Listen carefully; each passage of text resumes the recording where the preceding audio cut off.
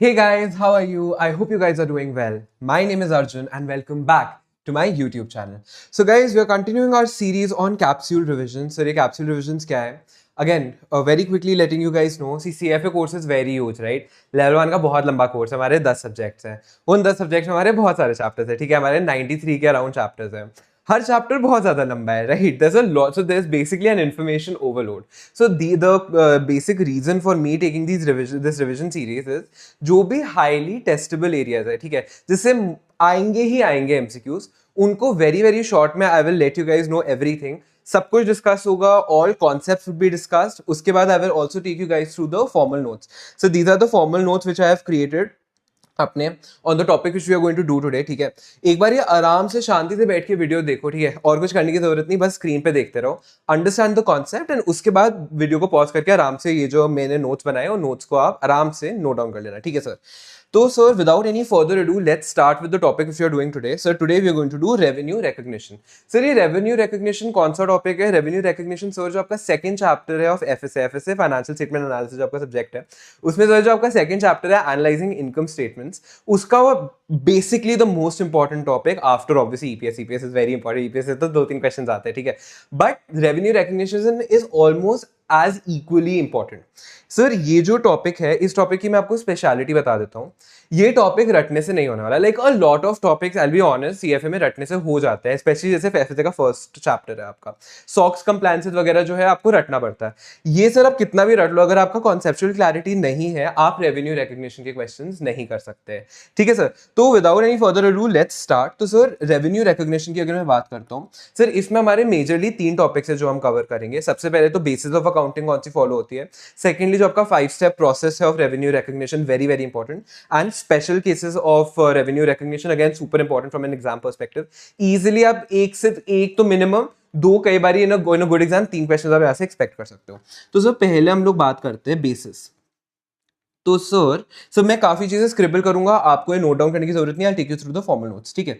तो अगर मैं बेसिस ऑफ अकाउंटिंग की बात करूं, तो सर हमारे 2 बेसिस ऑफ अकाउंटिंग होती है, करेक्ट? एक होता है सर हमारा कैश बेसिस, ठीक है, एक होता है हमारा अक्रूवल बेसिस. सर, ये सबको पता है, ठीक है. अब ये क्या होता है कैश बेसिस, क्या होता है accrual basis? Sir, cash basis of accounting basically आपकी तब होती है that you recognise revenue. Revenue क्या होता है सर? जो भी आप धंधा करते हो इन the ordinary course of business, जो भी आप गुड्स एंड सर्विसेज प्रोवाइड कर रहे हो, उसके अगेंस्ट जो भी आप इनकम अर्न करते हो, उसको हम क्या बोलते हैं सर? रेवेन्यू बोलते हैं. ये रेवेन्यू हम किस बेसिस पे रिकॉग्नाइज करते हैं? 2 बेसिस होता है. कैश बेसिस क्या होता है कि जब भी आपको इनकम के रिस्पेक्ट में एक्चुअल कैश रिसीव हुआ है, उस टाइम पे हम रेवेन्यू को बुक कर देते हैं, that is when cash is received. दूसरा बेसिस ऑफ जो हमारी अकाउंटिंग होती है, that is accrual basis of accounting.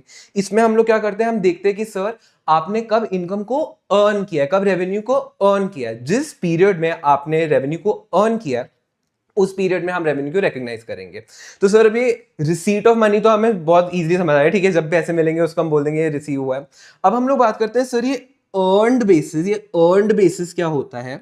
Simply sir, अगर मैं आपको रेवेन्यू रिकॉग्निशन के पर्सपेक्टिव से बताऊं, and we will talk about this in great detail when we do the 5 step वाला प्रोसेस, बट जब आपका जो कंट्रोल है आपके गुड्स एंड सर्विसेज पे, वो आप ट्रांसफर कर देते हो टू द कस्टमर, तो इफेक्टिवली आपने सेल तो कर दिया है, इफेक्टिवली आपका right to receive the payment तो हो गया है, right? Where the laws are considered, आपने बेच दिया है, अब आपको पैसे मिलने हैं. ठीक है, वो पैसे मिले ना मिले उसके रिस्पेक्ट में लीगल आप कोई भी आपका लिटिगेशन वगैरह हो, that is a different question, but आपने अपनी ऑब्लिगेशन कंप्लीट कर ली है, आपने गुड्स बेच दिए हैं. उस पीरियड में हम रेवेन्यू को तो रिकॉग्नाइज कर लेंगे, फिर जब पैसे मिलेंगे हम उसकी तब की तब देखेंगे. This is accrual basis of accounting. Cash basis में हम ये सब अर्न्ड कंट्रोल ट्रांसफर को साइड पे करते हैं. हम सिंपली बोलते हैं कि बॉस, आपको जब पैसे मिले हम तब रेवेन्यू को रिकॉग्नाइज करेंगे. Correct way of recognition where IFRS and US GAAP are considered, कौन सा फॉलो करते हैं सर? हम लोग सर फॉलो करते हैं अपना accrual basis of accounting. Cash basis of accounting को हम यूज नहीं करते हैं सर, याद रखना, cash basis of accounting is not use. तो सर, इससे ना 2 केसेस आ जाते हैं. 2 केसेस मतलब हमने गुड्स तो बेच दिया, बट उसके रिस्पेक्ट में हमें पैसे नहीं मिले. सी, अगर गुड्स जिस दिन बेचा उस दिन ही पैसे मिल गए, तो आपका कैश बेसिस और अक्रूवल बेसिस में कुछ डिफरेंस नहीं होगा, हम सेम पीरियड में अपना रेवेन्यू को रिकॉग्नाइज करेंगे. करेक्ट? इश्यूज कब आते हैं? जब आपका बेचा आपने एक दिन है, बट उससे या तो पहले आपको पैसे मिल गया, उसके बाद आपको पैसे मिलेंगे. I will take you guys to an example. इधर सो फर्स्ट केस की हम लोग बात करते हैं। This is our goods sold on credit. Goods sold on credit का क्या मतलब है? सपोज अभी 2025 चल रहा है, ठीक है। 2025 15 दिसंबर को आपने एक सेल किया। आप सपोज मैं बोलता हूं आप लेट्स से स्टेशनरी के बिजनेस में हो, ठीक है। आप स्टेशनरी के एक होलसेलर हो।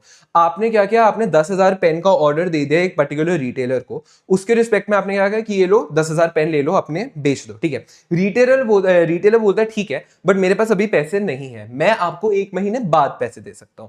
तो इस केस में आपका जो रेवेन्यू कब रिकॉग्नाइज होगा? बेचा आपने कब है, कंट्रोल आपने कब ट्रांसफर किया? आपने 2025 में ट्रांसफर किया, तो रेवेन्यू तो आपका इस साल ही बुक होगा, 2025 में बुक होगा। हाउएवर अगर मैं बात करूं, पेमेंट तो आपको अगले साल रिसीव हुई है, पेमेंट तो आपको 2026 में रिसीव हुई है। तो आपकी जो फाइनेंशियल स्टेटमेंट तो कैसे अफेक्ट होंगे मैं बताता हूं। इधर आपका सर जो 2025 में आपने कंट्रोल ट्रांसफर कर दिया, तो आपका रेवेन्यू तो रिकॉग्नाइज होगा। तो इस केस में हम लोग क्या करेंगे, हमारा जो रेवेन्यू है इसको हम कर लेंगे रिकॉग्नाइज। रेवेन्यू को रिकॉग्नाइज करेंगे माने जो आपका इनकम स्टेटमेंट है, इनकम स्टेटमेंट में जो आपके प्रॉफिट्स हैं इन फॉर्म ऑफ रेवेन्यू वो आपके बढ़ जाएंगे। करेक्ट बोला मैंने। इससे क्या होगा सर, आपका जो इक्विटी है बैलेंस शीट में वो आपकी बढ़ जाएगी, बिकॉज जो प्रॉफिट है, जो आपका नेट इनकम है, वो कहां जाता है? आपका रिटेन अर्निंग्स पे जाता है, ठीक है। बट कोई भी हमारी एंट्री होती है उसके दो इफेक्ट्स होते हैं बैलेंस शीट में, ठीक है। अब आपका इक्विटी बढ़ गया तो अब कुछ और तो होगा। अब सर इसके रिस्पेक्ट में अगर अभी कैश सेल होती है तो हम लोग क्या बोलते हैं कि सर कैश में हमारे पास आ गया तो हमारा कैश बढ़ गया, एसेट्स भी उतने अमाउंट से बढ़ गए, वो तो सिंपल केस है। बट यहां पे तो हमें कैश नहीं मिला, बट सर हमें क्या मिलेगा? हमें कैश फ्यूचर में मिलेगा। Correct. What does that mean? That we have a right to receive economic benefits in the future. Correct. जो भी सर आपकी एसेट्स की डेफिनेशन क्या होती है? What is an asset? An asset is something which provides economic benefits to the entity in the future.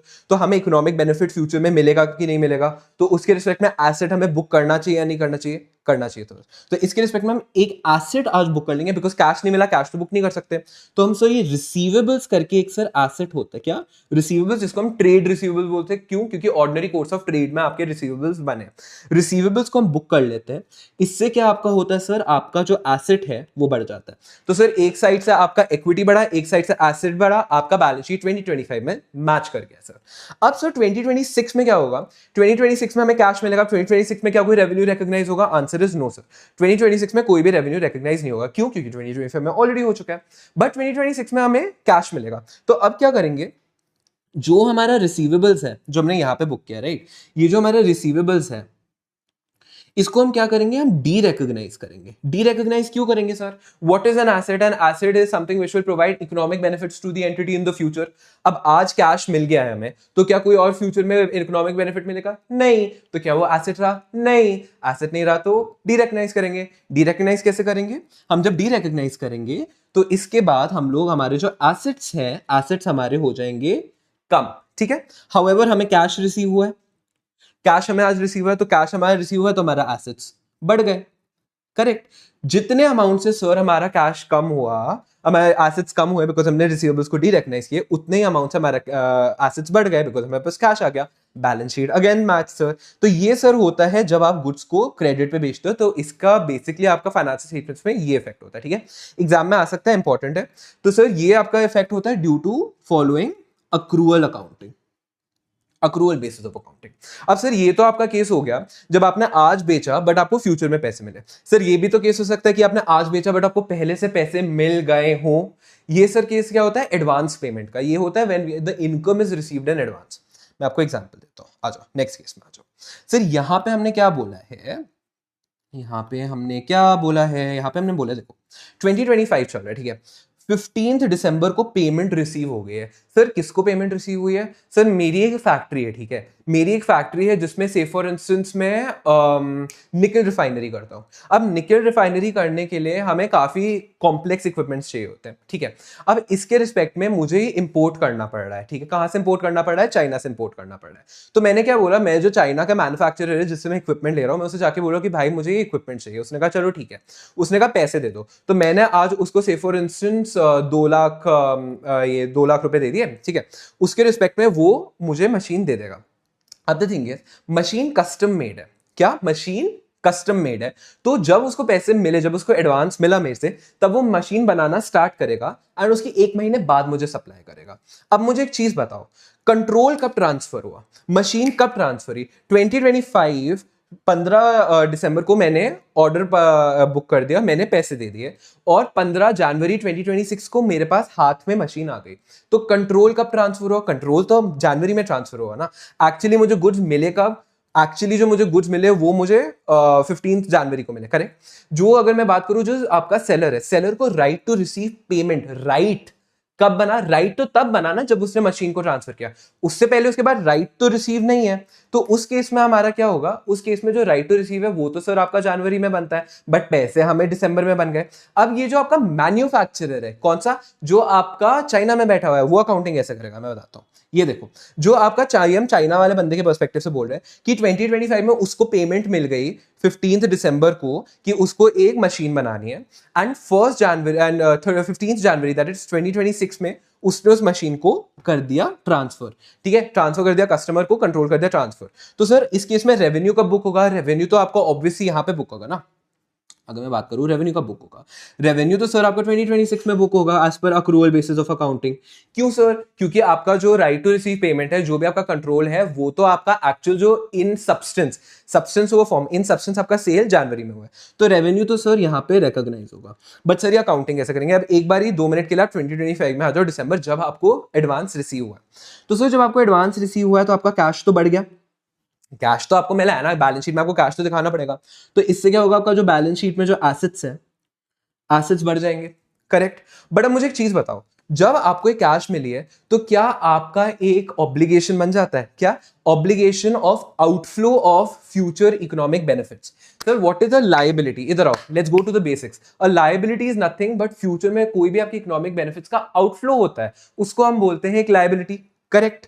अब sir ये जो लायबिलिटी है, ये लायबिलिटी आपको फुलफिल करनी पड़ेगी, यस, बिकॉज क्योंकि आपने आज पैसे रिसीव किए हैं तो 15 जनवरी को उसके रिस्पेक्ट में आपको गुड्स को ट्रांसफर करने के लिए यू आर ऑब्लिगेटेड। तो लायबिलिटी आज बुक करनी चाहिए या नहीं करनी चाहिए? यस सर, करनी चाहिए। तो सर हम एक लायबिलिटी बुक कर देते हैं। इस लायबिलिटी को हम लोग क्या बोलते हैं? Deferred income. क्या बोलते हैं सर?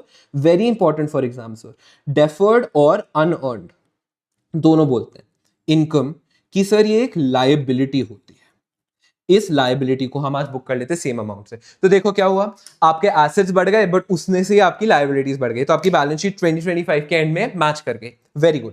अब आते हैं 2026। ठीक है, 2026 में हमने क्या किया? क्योंकि हमने बेचा तो रेवेन्यू हम रिकॉग्नाइज करेंगे।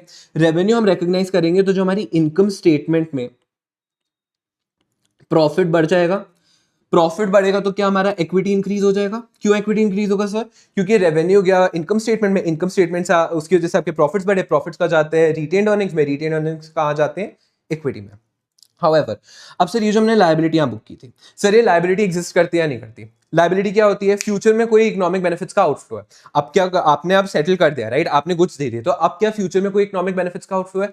नहीं। तो इस लायबिलिटी को क्या करेंगे? डी रिकॉग्नाइज करेंगे, बिकॉज एग्जिस्ट करती नहीं है अब। तो इस लायबिलिटी को जो है डेफर्ड इनकम जो है हमारा, ठीक है, इसको हम करेंगे डी रिकॉग्नाइज। डी रिकॉग्नाइज करेंगे तो आपका कम होगा। इससे क्या होगा? जो आपकी लायबिलिटीज है, टोटल लायबिलिटीज, वो आपकी कम होंगी। तो देखो, एक साइड से आपकी इक्विटी बढ़ी, दूसरी साइड से आपकी लायबिलिटी कम हुई। 2026 का भी जो आपके बैलेंस शीट है वो मैच हो गया सर। ठीक है, वेरी सिंपल। तो सर इससे सर जो आपका पूरा कॉन्सेप्ट है of accrual basis of accounting where revenue recognition is considered, ये कंप्लीट होता है। इसको हम क्विकली पढ़ लेते हैं, ठीक है सर। अब अगर मैं बात करूं, ये देखो हम लोग क्या कर रहे हैं, हम लोग बहुत इंपॉर्टेंट टॉपिक कर रहे हैं रेवेन्यू रिकॉग्निशन का। अब रेवेन्यू रिकॉग्निशन हम कहां पे रिकॉग्नाइज करते हैं? ऑब्वियसली इनकम स्टेटमेंट में करते हैं, बिकॉज हमारी इनकम है। सर लोगों को ये भी नहीं पता होता इनकम क्या होती है। मैं आपको बताता हूं इनकम क्या होती है। सर जो भी आपकी इक्विटी होती है, ठीक है, इक्विटी का जो कंपोनेंट होता है, जो भी रेजिडुअल इंटरेस्ट होता है, उसमें जो भी आपका इंक्रीज होता है not being in the form of owners contribution, उसको हम इनकम बोलते हैं। तो सर यहाँ पे ओनर्स ने तो रेवेन्यू में कोई कंट्रीब्यूट नहीं किया ना, बट आपका इक्विटी बढ़ गया, तो इसलिए हम लोग रेवेन्यू को बोलते हैं इनकम। ऑब्वियसली बात है, बेसिक्स है। इसको हम किस बेसिस पे रिकॉग्नाइज करते हैं? अक्रूवल बेसिस ऑफ अकाउंटिंग पे, that is when it is earned. Sir very important, actual receipt of cash is irrelevant, उससे हमारा रेवेन्यू रिकॉग्निशन इफेक्ट नहीं होता। ठीक है, बाकी फाइनेंशियल्स हिल जाते हैं, बट रेवेन्यू रिकॉग्निशन तो तभी मिलता है जब हमारा अर्न होता है, दैट इज जब कंट्रोल ट्रांसफर होता है। सर ये दो केसेस की हमने बात की। ये देखो, when cash is received after sale, sir ये कौन सा केस होता है? जैसे क्रेडिट सेल हो गया, तो इससे हमारा क्या बनता है? हमारा अकाउंट रिसीवेबल, रिसीवेबल्स या अकाउंट रिसीवेबल्स बोल लो, डेटर बोल दो, कॉन्ट्रैक्ट एसेट बोल दो, सब सेम चीज है, ठीक है। तो on the date of sale, जब हमने बेचा है, तो उस टाइम पे हम लोग क्या करेंगे? हम लोग अकाउंट्स रिसीवेबल को रिकॉर्ड कर लेते हैं as an asset and revenue को कर देते हैं रिकॉग्नाइज। और जब डेट ऑफ कलेक्शन होती है तो उस केस में हम लोग क्या करेंगे, हम लोग अकाउंट्स रिसीवेबल को कर देंगे डी रिकॉग्नाइज एंड अपना जो कैश को से रिकॉर्ड कर लेंगे। अब सर जो कैश को रिकॉर्ड करेंगे कैश फ्लो स्टेटमेंट में भी जाएगा, ठीक है। कैश फ्लो स्टेटमेंट में किस वे में क्लासिफाई होगा सर, ये क्लासिफाई होगा as an operating inflow. Why sir, very simple, what आपके कैश फ्लो स्टेटमेंट में कैश फ्लोज किस वे में क्लासिफाई होते हैं, तीन कैटेगरीज में क्लासिफाई होते हैं, ऑपरेटिंग, इन्वेस्टिंग, फाइनेंसिंग। सर आपका ऑपरेटिंग क्या होता है, जो आपके कोर ऑपरेशन से रिलेट करते हैं। इन्वेस्टिंग क्या होता है, जो आपके नॉन करंट एसेट से रिलेट करते हैं। आपका इन्वेस्टिंग, आपका फाइनेंसिंग क्या होता है, जो आपका equity and long term liability से रिलेट करता है। सर ये जो है ये आपका कोर ऑपरेशन है ना, रेवेन्यू तो आपका नॉर्मल कोर्स ऑफ बिजनेस में जो बेचा है तो कोर ऑपरेशन से रिलेट करता है, इसलिए ऑपरेटिंग इनफ्लो है।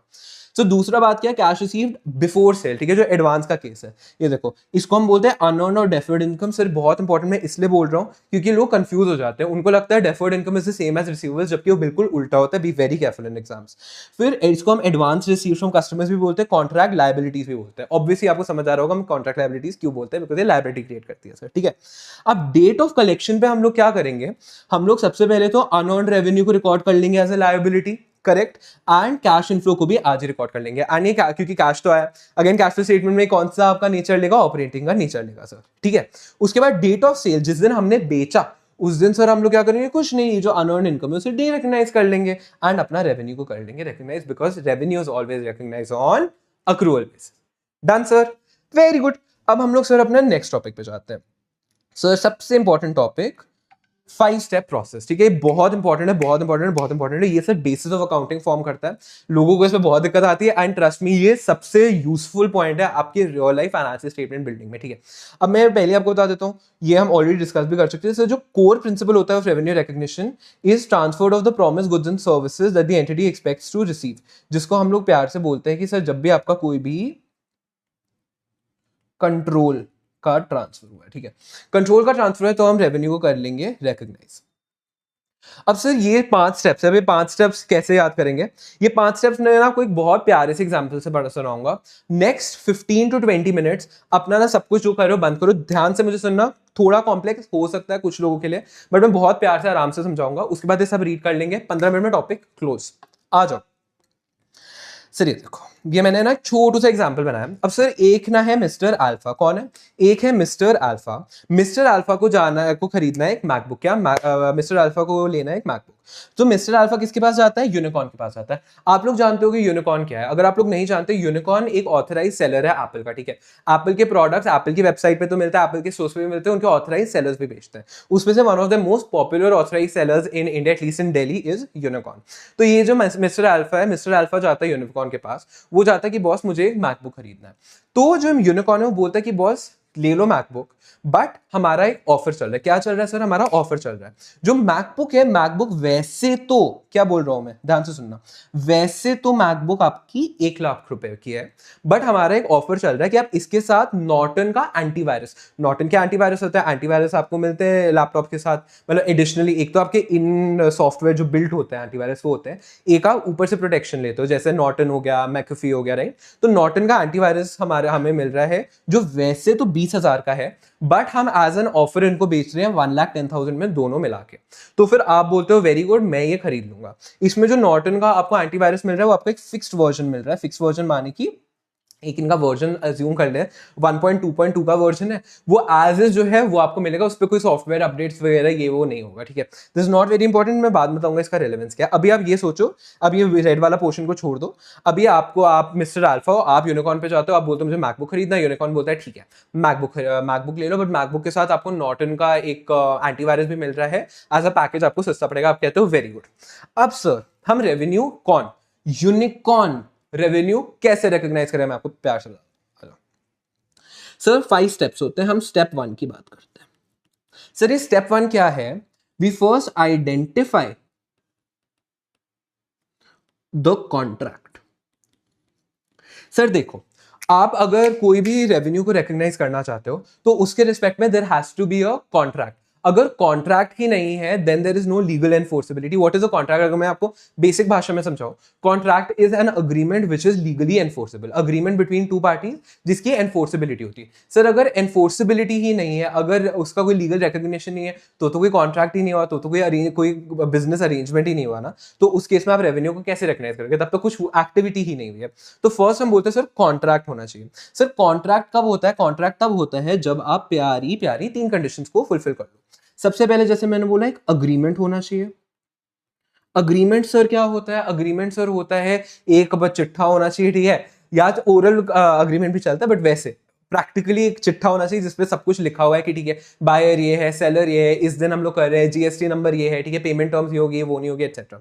But this must be substantive. Sir ये सब्सटैंटिव मतलब? सर सब्सटैंटिव मतलब इसका कोई बिजनेस ऑब्जेक्टिव होना चाहिए. इसका in the normal course of business two rational buyers, one rational buyer and one rational seller, मतलब these two parties in the normal course of business इस अरेंजमेंट में घुसेंगे फॉर द कमर्शियल बेनिफिट, उसको sir हम बोलते हैं कि ये सब्सटैंटिव होता है. ठीक है, एग्जाम्पल देता हूं. अगर आपने कोई बैकवर्ड एरिया में कोई फैक्ट्री सेटअप की है, उसके रिस्पेक्ट में गवर्नमेंट ने आपको एक फाइनेंशियल असिस्टेंस दिया है, तो सर क्या वो सब्सटैंटिव है agreement? No, it is not substantive, because ordinary course of business में आप कोई गुड्स एंड सर्विसेज उसके लिए नहीं सप्लाई कर रहे हो, वो आपका बिजनेस ऑब्जेक्टिव तो नहीं है, इसलिए उसको हम गवर्नमेंट ग्रांट बोलते हैं. गवर्नमेंट ग्रांट की accounting is different, it is not the same as revenue recognition. उसके अकाउंटिंग स्टैंडर्ड्स भी डिफरेंट इसलिए होते हैं. ठीक है, तो सबसे पहले तो हमने बोला एक अग्रीमेंट होना चाहिए, अग्रीमेंट सब्सटैंटिव होना चाहिए. अब सर उस अग्रीमेंट में आपके क्या होने चाहिए? Rights and obligations of both parties. क्या राइट्स होने चाहिए, ऑब्लिगेशंस होने चाहिए ऑफ बोथ पार्टीज. सर इसका क्या मतलब? सिंपली बोलो TNCs, terms and conditions should be properly mentioned. Sir आप जब भी कोई मैकबुक खरीदना चाहते हो एप्पल के स्टोर पे, आप इम्प्लिसिटली अग्री करते हो जो लंबा चिट्ठा होकर 5000 क्लॉजेस का होता है टर्म्स एंड कंडीशंस का. अगर आप कुछ भी ऑनलाइन खरीदते हो कभी एप्पल की वेबसाइट से, तो वहां पे लिखा भी आता है सारे टर्म्स एंड कंडीशंस, एंड वहां पे होता है आई अग्री. कोई भी सॉफ्टवेयर इंस्टॉल करते तो आता है आई अग्री. तो इसमें सब कुछ लिखा होता है, ठीक है, कि आपने किसने खरीदा है, किसने बेचा है, क्या राइट्स एंड ऑब्लिगेशंस है. Payment terms are very important, this must include the payment terms. Payment terms माने क्या प्राइस है, कब पेमेंट होगी, क्रेडिट है या नहीं है, ईएमआई है या नहीं है, रिफंड पॉलिसी लिखा होता है, इंटेलेक्चुअल प्रॉपर्टी, बहुत सारी चीजें, सारा चिट्ठा लिखा होता है, वो rights and obligations should be there. And finally हमने बात किया थर्ड कंडीशन, जो आपकी ultimate collectability should be probable. क्या बोला? Ultimate collectibility should be probable. Sir ये क्यों बोला है? सर क्या होता है ना, इससे आपकी मैनिपुलेशन रुक जाती है. अब से फॉर इंस्टेंस मेरे करंट में प्रॉफिट्स कम है, मुझे प्रॉफिट्स बढ़ाने हैं, तो मैं एक फेक सेल दिखा देता हूँ. क्या मैं दिखा देता हूँ? एक फेक सेल दिखा देता हूँ टू अ पर्सन जिसकी जीरो क्रेडिट वर्थिनेस है. पता है कि वो बंदे का दिवालिया निकलने वाला है, the person is going to get insolvent, impossible है कलेक्टिविटी. बट मैंने तो बेच दिया ना, तो मैंने इस साल रेवेन्यू रिकॉग्नाइज कर लिया अक्रूवल बेसिस पे, पैसे से तो फर्क नहीं पड़ता. अगले साल मैंने बैड डेट्स राइट ऑफ कर दिया, बट इस साल तो मेरे प्रॉफिट्स इन्फ्लेट हो गए. करेक्ट? इससे बचने के लिए we only recognise revenue when there is a principle, we are going to read it also, when subsequent reversal is not expected. We only recognise revenue when subsequently हम उस revenue को reverse नहीं करना पड़ेगा, हमें राइट ऑफ नहीं करना पड़ेगा. तो यही बोल रहा है पॉइंट कि आपकी अगर अल्टीमेट कलेक्टिबिलिटी प्रोबेबल नहीं, प्रोबेबल मतलब मोर देन 50% चांसेस आपके होने चाहिए. अगर आपके मोर देन 50% चांसेस ही नहीं है, तो भाई आप उसको कुछ भी अपने बुक्स में दिखाओ, रेवेन्यू तो नहीं दिखाओगे. ठीक है, आप उसे एडवांस दिखा दो, आप कोई सर्विसेज दे दे, कुछ भी दिखा दो, it is not considered as revenue if it is less, if it is 50% और लेस. ठीक है, तो सर ये क्या तीन कंडीशन यहाँ पे सेटिस्फाई होती है? चलो देखते हैं. सबसे पहले क्या इनका अग्रीमेंट होगा? ऑब्वियसली जब भी आप किसी स्टोर में जाते हो बात करते हो, तो आप implicitly there is an agreement. ठीक है, वो अग्रीमेंट सब्सटैंटिव है, ऑब्वियसली आप बिजनेस एक्टिविटी के लिए गए हो. राइट्स एंड ऑब्लिगेशंस, जो टर्म्स एंड कंडीशंस है, ऑब्वियसली लंबा चौड़ा आपका चिट्ठा होता है, वो आपको ईमेल पे भी टर्म्स एंड कंडीशन सारी मिल जाएगी once you get your invoice. And ultimate collectivity क्या प्रोबेबिलिटी हम अज्यूम कर लेते हैं मिस्टर अल्फा आप हो, ठीक है, और आप पेमेंट कर पाओगे. ठीक है, ऐसा कुछ इश्यू नहीं कि आप पेमेंट नहीं कर पाओगे. तो सर फर्स्ट कंडीशन सेटिस्फाई हो जाती है. फर्स्ट स्टेप पढ़ लेते हैं. फर्स्ट स्टेप सर हमारा क्या है? Identification of a contract. Contract exist if all of the following conditions एक भी मेट नहीं होगी, तो हम बोलेंगे कॉन्ट्रैक्ट नहीं, रेवेन्यू रिकॉग्नाइज नहीं हो सकता. सबसे पहले सर अग्रीमेंट होना चाहिए and it must have some commercial substance, that is it should be substantive. कोई ऑर्डिनरी कोर्स ऑफ बिजनेस में ये लोग करते हैं. उसके बाद आता है it must state the rights and obligations of each party including the payment terms. This actually important. Payment terms अगर नहीं है then it is an issue, तो आपको हम उसे कॉन्ट्रैक्ट नहीं मानेंगे, रेवेन्यू रिकॉग्नाइज नहीं होगा. एंड फिर हमने बोला sir ultimate collection should be probable. Probable माने मोर देन 50% चांस. अब ये छोटू सा पॉइंट है, मैं बता देता हूं आपको, एग्जाम में नहीं आने वाला, बट स्टिल सर आईएफआरएस के हिसाब से एंड यूएस गैप के हिसाब से जो वर्ड प्रोबेबल है, प्रोबेबल का मतलब कैसी, this is a high level of management judgement ना, आपको कुछ स्पेसिफिक तो मेट्रिक नहीं दिया. तो अगर मैं हमेशा हमेशा always remember this, across all standards IFRS is broader, US GAAP is stricter, US GAAP is narrower. तो इसलिए हमारा IFRS बोलता है अगर more likely than not पैसे मिल जाएंगे तो probable है, whereas US GAAP बोलता है कि it should be likely कि पैसे मिलेंगे. ठीक है, तो एक basically very little difference, but एक बोलता है कि देखो 50% या ज्यादा है तो IFRS में अलाउड है, whereas in case of US GAAP more than 50 में आपका अलाउड है. ठीक है, IFRS में बात किया कि it is more likely than not कि आपका नहीं होगा, इसके चांसेस कम है तो हम इसको रिकॉग्नाइज कर लेंगे, whereas यूएस का बोलता है कि it is likely to occur तो ही हम रिकॉग्नाइज करेंगे. ठीक है, तो सर फर्स्ट स्टेप हमारा हो गया क्लोज. यहां पे अब हम लोग जाएंगे सर स्टेप 2. सर सबसे पहले हमने क्या किया, हमने कॉन्ट्रैक्ट को आइडेंटिफाई किया. अब हम क्या आइडेंटिफाई करेंगे, अब हम आइडेंटिफाई करेंगे पीओस को. सर पीओस क्या होते हैं, पीओस हमारे होते हैं performance obligation. Very important, sir. One of the most important terms of entire revenue recognition. So, what is performance obligation? कुछ नहीं सर, नाम में आंसर लिखा हुआ है. तो whatever the seller is obligated to perform under the terms of the contract, उसको हम बोलते हैं performance obligation.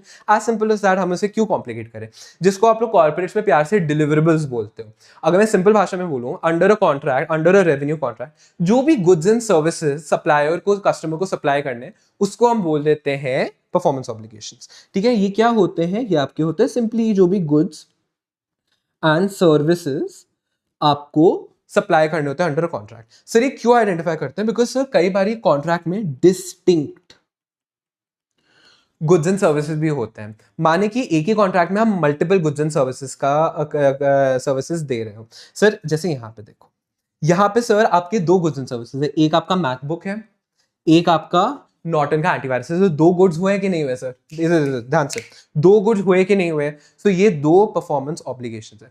ये सर हम क्यों आइडेंटिफाई करते हैं, देखो रेवेन्यू रिकॉग्निशन आपका ये बोलता है कि आप कब रेवेन्यू को रिकॉग्नाइज करते हो, जब आपका कंट्रोल ट्रांसफर होता है. कंट्रोल किसका ट्रांसफर होता है, जो भी परफॉर्मेंस ऑब्लिगेशंस को आप सैटिस्फाई करते हो. दैट इज जो भी गुड्स है, उन गुड्स को जब आप ट्रांसफर करोगे, उन गुड्स का कंट्रोल ट्रांसफर होगा तो रेवेन्यू रिकॉग्नाइज होगा. However, अगर एक कॉन्ट्रैक्ट में एक से ज्यादा गुड्स हैं तो उन डिफरेंट गुड्स का डिफरेंट पॉइंट इन टाइम आपका ये कंट्रोल ट्रांसफर हो सकता है. हेंसफोर्थ जो भी उन गुड्स के रिस्पेक्ट में रेवेन्यू है वो at different points in time आपका रिकॉग्नाइज होगा. इसलिए it is very important to identify performance obligations. हम परफॉर्मेंस ऑब्लिगेशंस के बेसिस पे रेवेन्यू को तोड़ देंगे एंड हर परफॉर्मेंस ऑब्लिगेशन को इंडिपेंडेंटली उसकी अकाउंटिंग करेंगे. ये स्टेप 3 में हम करेंगे. अभी हम लोग क्या करेंगे, आइडेंटिफाई करेंगे कि कॉन्ट्रैक्ट में कितने गुड्स एंड सर्विसेज हैं. तो सर इसमें अगर आपको कभी भी डिस्टिंक्ट, हम लोग सिर्फ डिस्टिंक्ट की बात करते हैं, कई बार ना आपके डिस्टिंक्ट नहीं होते, उसको हम एक परफॉर्मेंस ऑब्लिगेशन की बात करते हैं. मैं समझाता हूँ. जो sir distinct goods and services है, कब आप आइडेंटिफाई करोगे, कैसे आइडेंटिफाई करोगे, दो कंडीशंस है. सबसे पहले जो गुड्स एंड सर्विसेज हैं in a contract, they should be independent of each other. Sir independent of each other की मैं बात करता हूं. इंडिपेंडेंट ऑफ ईच अदर की अगर मैं बात करूं ना, सिंपली अगर मैं इंडिपेंडेंट ऑफ ईच अदर की बात करूं, मतलब मार्केट में वो अलग से बिक सकते हैं without the other person. Sir क्या मैकबुक को आप बेच सकते हो विदाउट सेलिंग नॉर्टन का एंटीवायरस? Of course. क्या आप नॉर्टन के एंटीवायरस को बेच सकते हो without selling a MacBook? Of course. But अगर मैं आपको एग्जांपल दूं कि आप मैकबुक बेच रहे हो और मैकबुक के साथ आप एप्पल का एंटीवायरस बेच रहे हो which is pre installed into the MacBook, ठीक है, वो भी आपका डिफरेंट प्रोडक्ट्स एंड सर्विस तो डिफरेंट है ना, बट क्या वो सर एक डिस्टिंक्ट गुड्स एंड सर्विसेज है? Answer is no. बिकॉज आप मैकबुक को तो अलग से बेच सकते हो, बट क्या आप मैकबुक में प्री इंस्टॉल्ड एंटीवायरस को अलग से बेच सकते हो? नहीं, वो तो सिर्फ मैकबुक पे ही चलेगा. तो is it independent of the MacBook? No, it is dependent on the MacBook. तो उसको हम अलग अलग नहीं मानेंगे, उसको हम एक ही डिलीवरेबल मानेंगे और उसकी साथ में अकाउंटिंग होगी. ठीक है, जब मैकबुक का रेवेन्यू रिकॉग्नाइज होगा उसी टाइम उसके प्री इंस्टॉल्ड एंटीवायरस का भी होगा. हाउएवर यहां पे आपका अलग अलग बिक सकता है, because Norton and MacBook they are different parties, entities ही डिफरेंट, एक एप्पल एक नॉर्टन है. तो यहां पे सर क्या वो इंडिपेंडेंट है? बिल्कुल इंडिपेंडेंट है. सर दूसरा कंडीशन इसके साथ एक और प्लस में कंडीशन होती है, दोनों कंडीशन सेटिस्फाई होनी चाहिए. जो आपकी दूसरी कंडीशन है, वेरी वेरी इंपॉर्टेंट, ये जो आपका कस्टमर है should be able to reap the benefits. क्या कस्टमर जो है वो बेनिफिट्स ले सकता है of these goods and services either on their own और टुगेदर विद एग्जिस्टिंग रिसोर्सेज। ये मैंने क्या बोला, बड़ा सिंपल है। देखो, जो भी कस्टमर है, अगर वो गुड्स एंड सर्विसेज का बेनिफिट उठा सकता है either on a stand alone basis from the goods and services, for example जैसे मैकबुक है, अगर हम मैकबुक को नॉर्टन से अलग बेचें, अगर हम सिर्फ मैकबुक को बेचें, तो क्या कस्टमर मैकबुक को यूज कर सकता है खुद? ऑफ कोर्स कर सकता है। सेकेंडली, या तो खुद नहीं यूज कर सकता but in conjunction with other assets या other resources already available with the customer, for example Norton का एंटीवायरस। अब ये नॉर्टन का जो एंटीवायरस है, ये नॉर्टन के एंटीवायरस को हम लोग क्या कर रहे हैं, हम लोग बेच रहे हैं अलग से फ्रॉम मैकबुक। तो अगर मैंने नॉर्टन का एंटीवायरस खरीदा तो सर मैं खुद तो नहीं यूज कर सकता ना, नॉर्टन का एंटीवायरस सॉफ्टवेयर मैं हाथ में दोगे तो मैं कुछ नहीं कर सकता। हाउएवर मेरे पास और 50 लैपटॉप्स मेरी फैक्ट्री में पड़े हुए हैं, मैं उन लैपटॉप्स पे वो वाला नॉर्टन का एंटीवायरस जो की है उसको इंस्टॉल कर सकता हूं। तो मेरे पास कुछ ऐसे एग्जिस्टिंग रिसोर्सेज पड़े हुए हैं, उन एग्जिस्टिंग रिसोर्सेज की वजह से can I reap benefit? Yes I can. अगर यही मेरे पास और कोई लैपटॉप ही नहीं होता, ठीक है, मैं मैकबुक खरीद रहा हूं, उसके साथ नॉर्टन ले रहा हूं, मेरे पास और कोई लैपटॉप ही नहीं है, तो ये डिफरेंट परफॉर्मेंस ऑब्लिगेशंस नहीं होते, because then you can't use the antivirus without the MacBook. But यहाँ पे क्योंकि मेरे पास ऑल लैपटॉप्स पड़े हुए हैं, I can install the antivirus on another software, so I can take the benefits without making use of with making use of my existing assets. तो sir इस case में हम लोग बोलेंगे डिस्टिंक्ट परफॉर्मेंस ऑब्लिगेशंस है। सिंपली अगर मैं revise करूं, कब आपके performance obligations goods and services distinct होते हैं? सबसे पहले तो इंडिपेंडेंट होना चाहिए, एंड सेकंड जो कस्टमर है, customer can use those goods and services either on their own और together with assets which are already available with the customer. ठीक है, आपका परफॉर्मेंस ऑब्लिगेशंस तो ऐसा आपने डिवाइड कर लिया कि ठीक है मेरे कॉन्ट्रैक्ट में एक या दो या तीन या चार इतने परफॉर्मेंस ऑब्लिगेशंस है। करंट क्वेश्चन में हमारे दो परफॉर्मेंस ऑब्लिगेशंस है, एक है आपका मैकबुक, एक है आपका नॉर्टन का एंटीवायरस। ठीक है, आ जाओ। अब आ जाता है हमारा हाँ, identification of separate or distinct performance obligations. So sir, what is a performance obligation? There are one or more promises to transfer distinct goods and services. अब सर हम बोलते हैं डिस्टिंक्ट कब होता है? जब दोनों कंडीशंस आपकी सेटिस्फाई हो जाए। सबसे पहले तो हमने बात किया कि independent, that is one promise can be separated from the other promise, that is market में अलग से बिक सकता है, अलग से आप कॉन्ट्रैक्ट उसका कर सकते हो। एंड सेकंड, जो कस्टमर है वो बेनिफिट उससे करेगा या तो ऑन इट्स ओन और in combination with available resources with the customers. And important बात सर ये है कि each performance obligation to be accounted for separately. ठीक है, तो अभी तक हमने क्या किया? हमने देखा कि सर वो कॉन्ट्रैक्ट है हमारे बीच में एंड दो परफॉर्मेंस ऑब्लिगेशंस है। अब हम क्या करेंगे? हम एक और चीज को आइडेंटिफाई करेंगे। ठीक है, हम स्टेप 3 लेंगे। अब हम आइडेंटिफाई करेंगे क्या? Transaction price. Sir transaction price मतलब? सर ट्रांजैक्शन प्राइस मतलब जिस प्राइस पे आपका कॉन्ट्रैक्ट हुआ है? Answer is no sir. Sir आपका जिस प्राइस पे कॉन्ट्रैक्ट हुआ है हम बोलते हैं एक्चुअल कॉन्ट्रैक्ट प्राइस। तो सर ट्रांजैक्शन प्राइस क्या होता है? सर ये होता है आपका sellers estimate of ultimate collection. Sir बड़ी सिंपल सी बात है, इस कॉन्ट्रैक्ट में मैं एग्जांपल से समझाता हूँ। सर ये जो हमारा कॉन्ट्रैक्ट हुआ है, इस कॉन्ट्रैक्ट में आपका अगर मैं बोलूँ कॉन्ट्रैक्ट प्राइस कितना है, contract price, actual contract price, तो सर ये एक्चुअल कॉन्ट्रैक्ट प्राइस जो है आपका 1,10,000 का है। करेक्ट, बिकॉज आप दोनों को साथ में 1,10,000 में खरीद रहे हो। हाउएवर अगर यूनिकॉर्न को लगता है कि जो मिस्टर अल्फा है, मिस्टर अल्फा की credit worthiness is not very good, वो पेमेंट तो कर देगा, इसलिए कॉन्ट्रैक्ट है, बट वो पूरा पेमेंट नहीं कर पाएगा। वो से फॉर इंस्टेंस सिर्फ आपकी पेमेंट कर पाएगा 80,000 की अल्टीमेटली। ठीक है, तो इस केस में हम लोग कितना अपना ट्रांजैक्शन प्राइस मानेंगे? Transaction price is ultimately the price which is recognized as revenue. ठीक है, हमारे बुक्स में तो हम लोग कितना मानेंगे? हम 80,000 के बेसिस पे अकाउंटिंग करेंगे।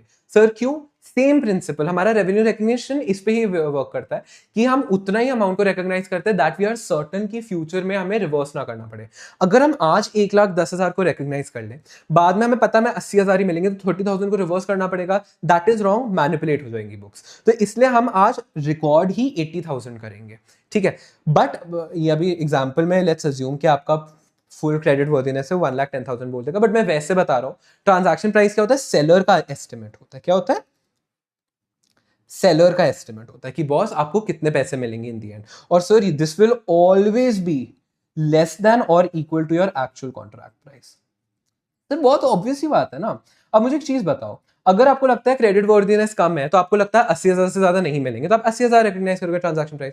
आपको अगर लगता है कि उसकी क्रेडिट वर्दीनेस बहुत ज्यादा है तो आपको 1,10,000 के कॉन्ट्रैक्ट में 1,20,000 तो नहीं मिलने वाला ना, मैक्स तब भी 1,10,000 मिलेंगे। So this is always less than और equal to your actual contract price. Two point.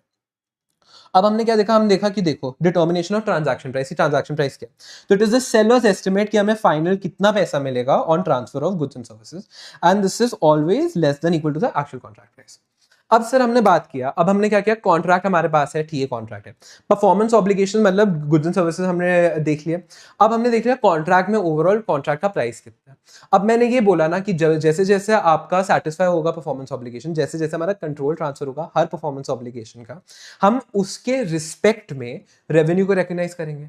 तो इसके लिए it is very important to allocate the transaction price which you identified on step 3 over all the distinct goods and services, the distinct performance obligations which we found out in step 2 है ना।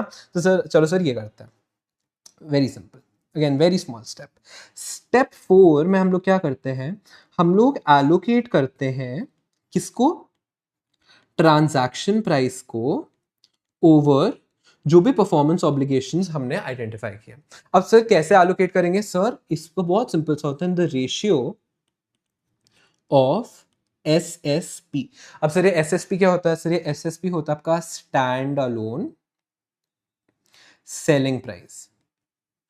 Basically अगर performance obligations को हम separately market में बेचे तो वो कितने के बिकेंगे, उसको हम लोग बोलते हैं स्टैंड अलोन सेलिंग प्राइस। वो आपका basically it's a proxy for fair value, fair value के रेशियो में हम डिस्ट्रीब्यूट कर लेंगे। तो अकॉर्डिंगली जो भी हमारा ट्रांजैक्शन प्राइस है उसको हम कर लेंगे, स्प्लिट कर लेंगे इन द रेशियो ऑफ आपका जो भी मार्केट प्राइस में आपका चल रहा है। इन द गिवन एग्जांपल हमारा देखो ट्रांजैक्शन प्राइस कितना है, 1,10,000। आई एम अज्यूमिंग कि आपका क्रेडिट वर्दिनेस प्रॉपर है तो कॉन्ट्रैक्ट प्राइस ही आपका ट्रांजैक्शन प्राइस है, ठीक है। अब अगर मैं इसमें बात करूं, आपके जो परफॉर्मेंस ऑब्लिगेशंस हैं ये आपके कौन से, एक तो आपका मैक है एंड एक आपका नॉर्टन का एंटीवायरस है कि नहीं है सर, यस सर। ये हमने ऊपर देखा था, ये आपका वैसे 1,00,000 में बिकता है, नॉर्टन आपको 20,000 में मिलता है, ठीक है। तो हम कौन से रेशियो में इसको डिवाइड कर देंगे, in the ratio of 1,00,000 is to 20,000। तो अगर मैं बात करूं कि एलोकेशन कैसे होगी, तो टूवर्ड्स मैक हम कितना ट्रांजैक्शन प्राइस को रखेंगे, हम लोग लेंगे, ठीक है 1,10,000, तो बहुत ही गंदा आ गया, ठीक है 1,00,000, अरे ऐसे क्यों आ रहा है, 1,10,000 इंटू 1,00,000 ओवर 1,20,000, तो आपका कितना बना, 1,10,000 इंटू 10 डिवाइडेड बाई 12, 91,667। सो ये देखो ये 91,667 आपका मैक के रिस्पेक्ट में आपका रेवेन्यू हुआ, एंड नॉर्टन के रिस्पेक्ट में अगर मैं बात करूं कितना हुआ, इंटू 20,000 ओवर 1,20,000।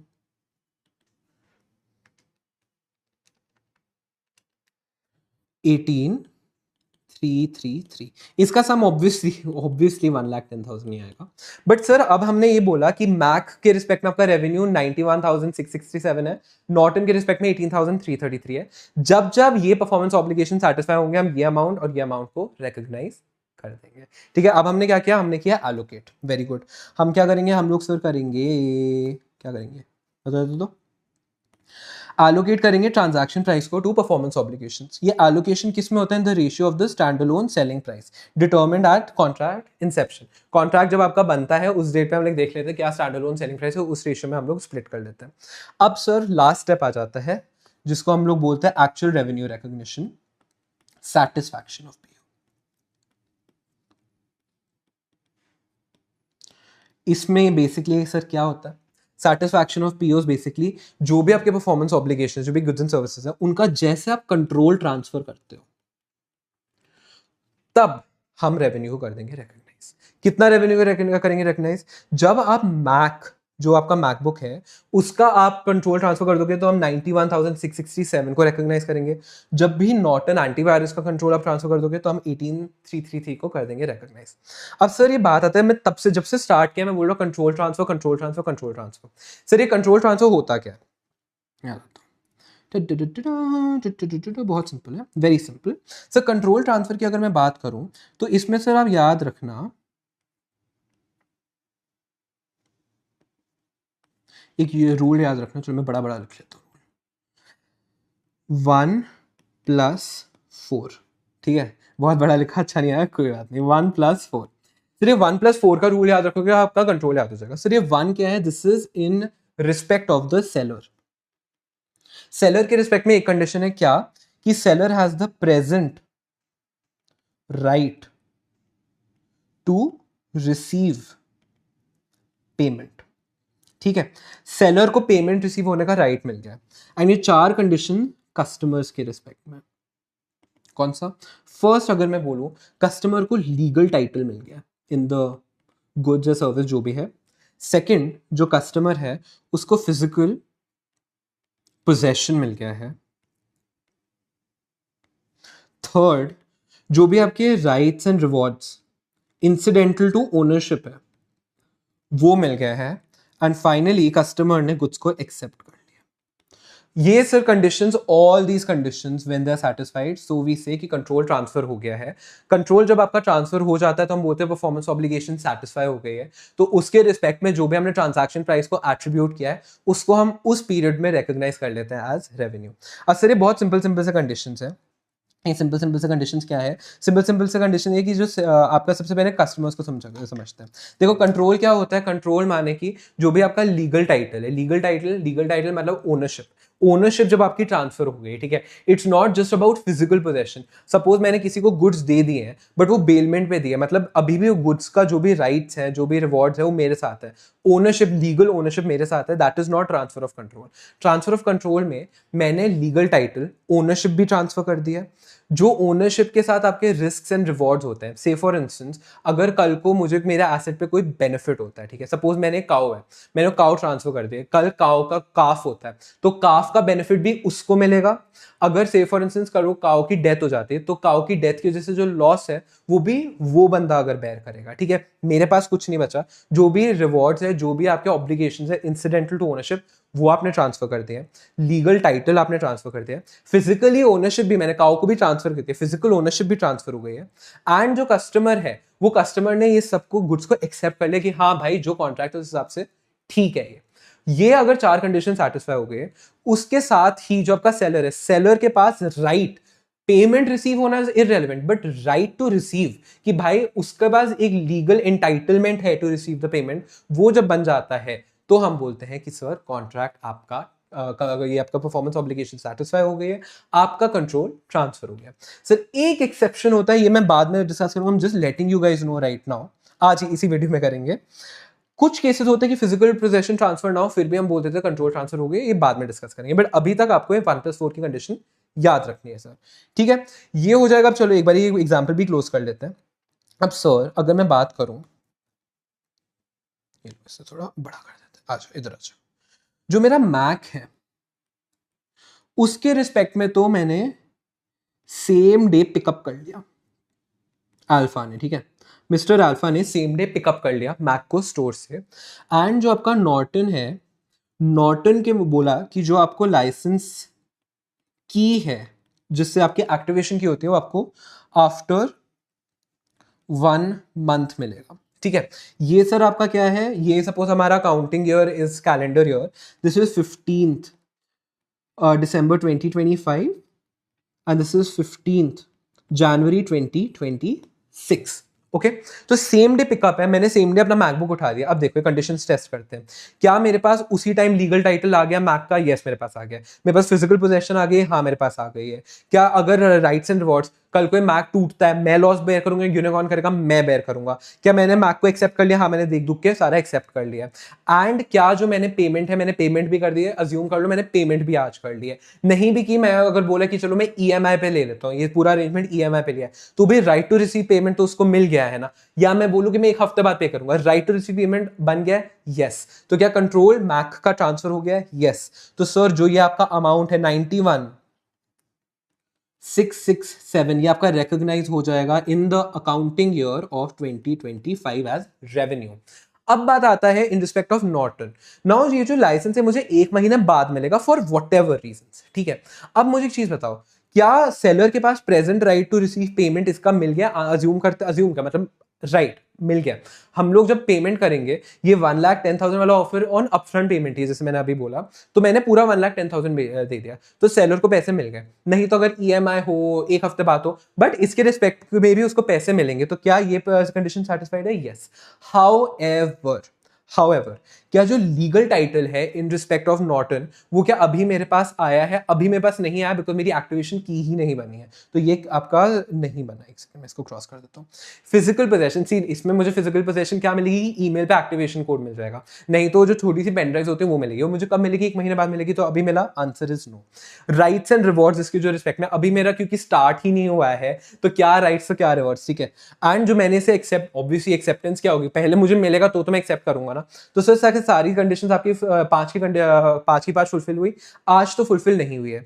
तो सर जो ये हमारा है 18,333 वाला रेवेन्यू, ये हम आज रिकॉग्नाइज करेंगे? Answer is no. बट जब नेक्स्ट ईयर हमें अपना मुझे 15 जनवरी को अपना एक्टिवेशन की मिल जाएगी, तो उस केस में क्या लीगल टाइटल मुझे मिल गया? यस। फिजिकल पोजेशन मिल गया? यस। राइट्स एंड रिवॉर्ड्स मिल गया? यस। बिकॉज अब मैं अगर एक्टिवेट ना करूं और वो एक्सपायर हो जाए, मेरी गलती है, ठीक है, उसमें यूनिकॉर्न की कोई गलती नहीं है। क्या मैंने उसे एक्सेप्ट कर दिया? इम्प्लिसिट एक्सेप्टेंस आपकी उस केस में होती है।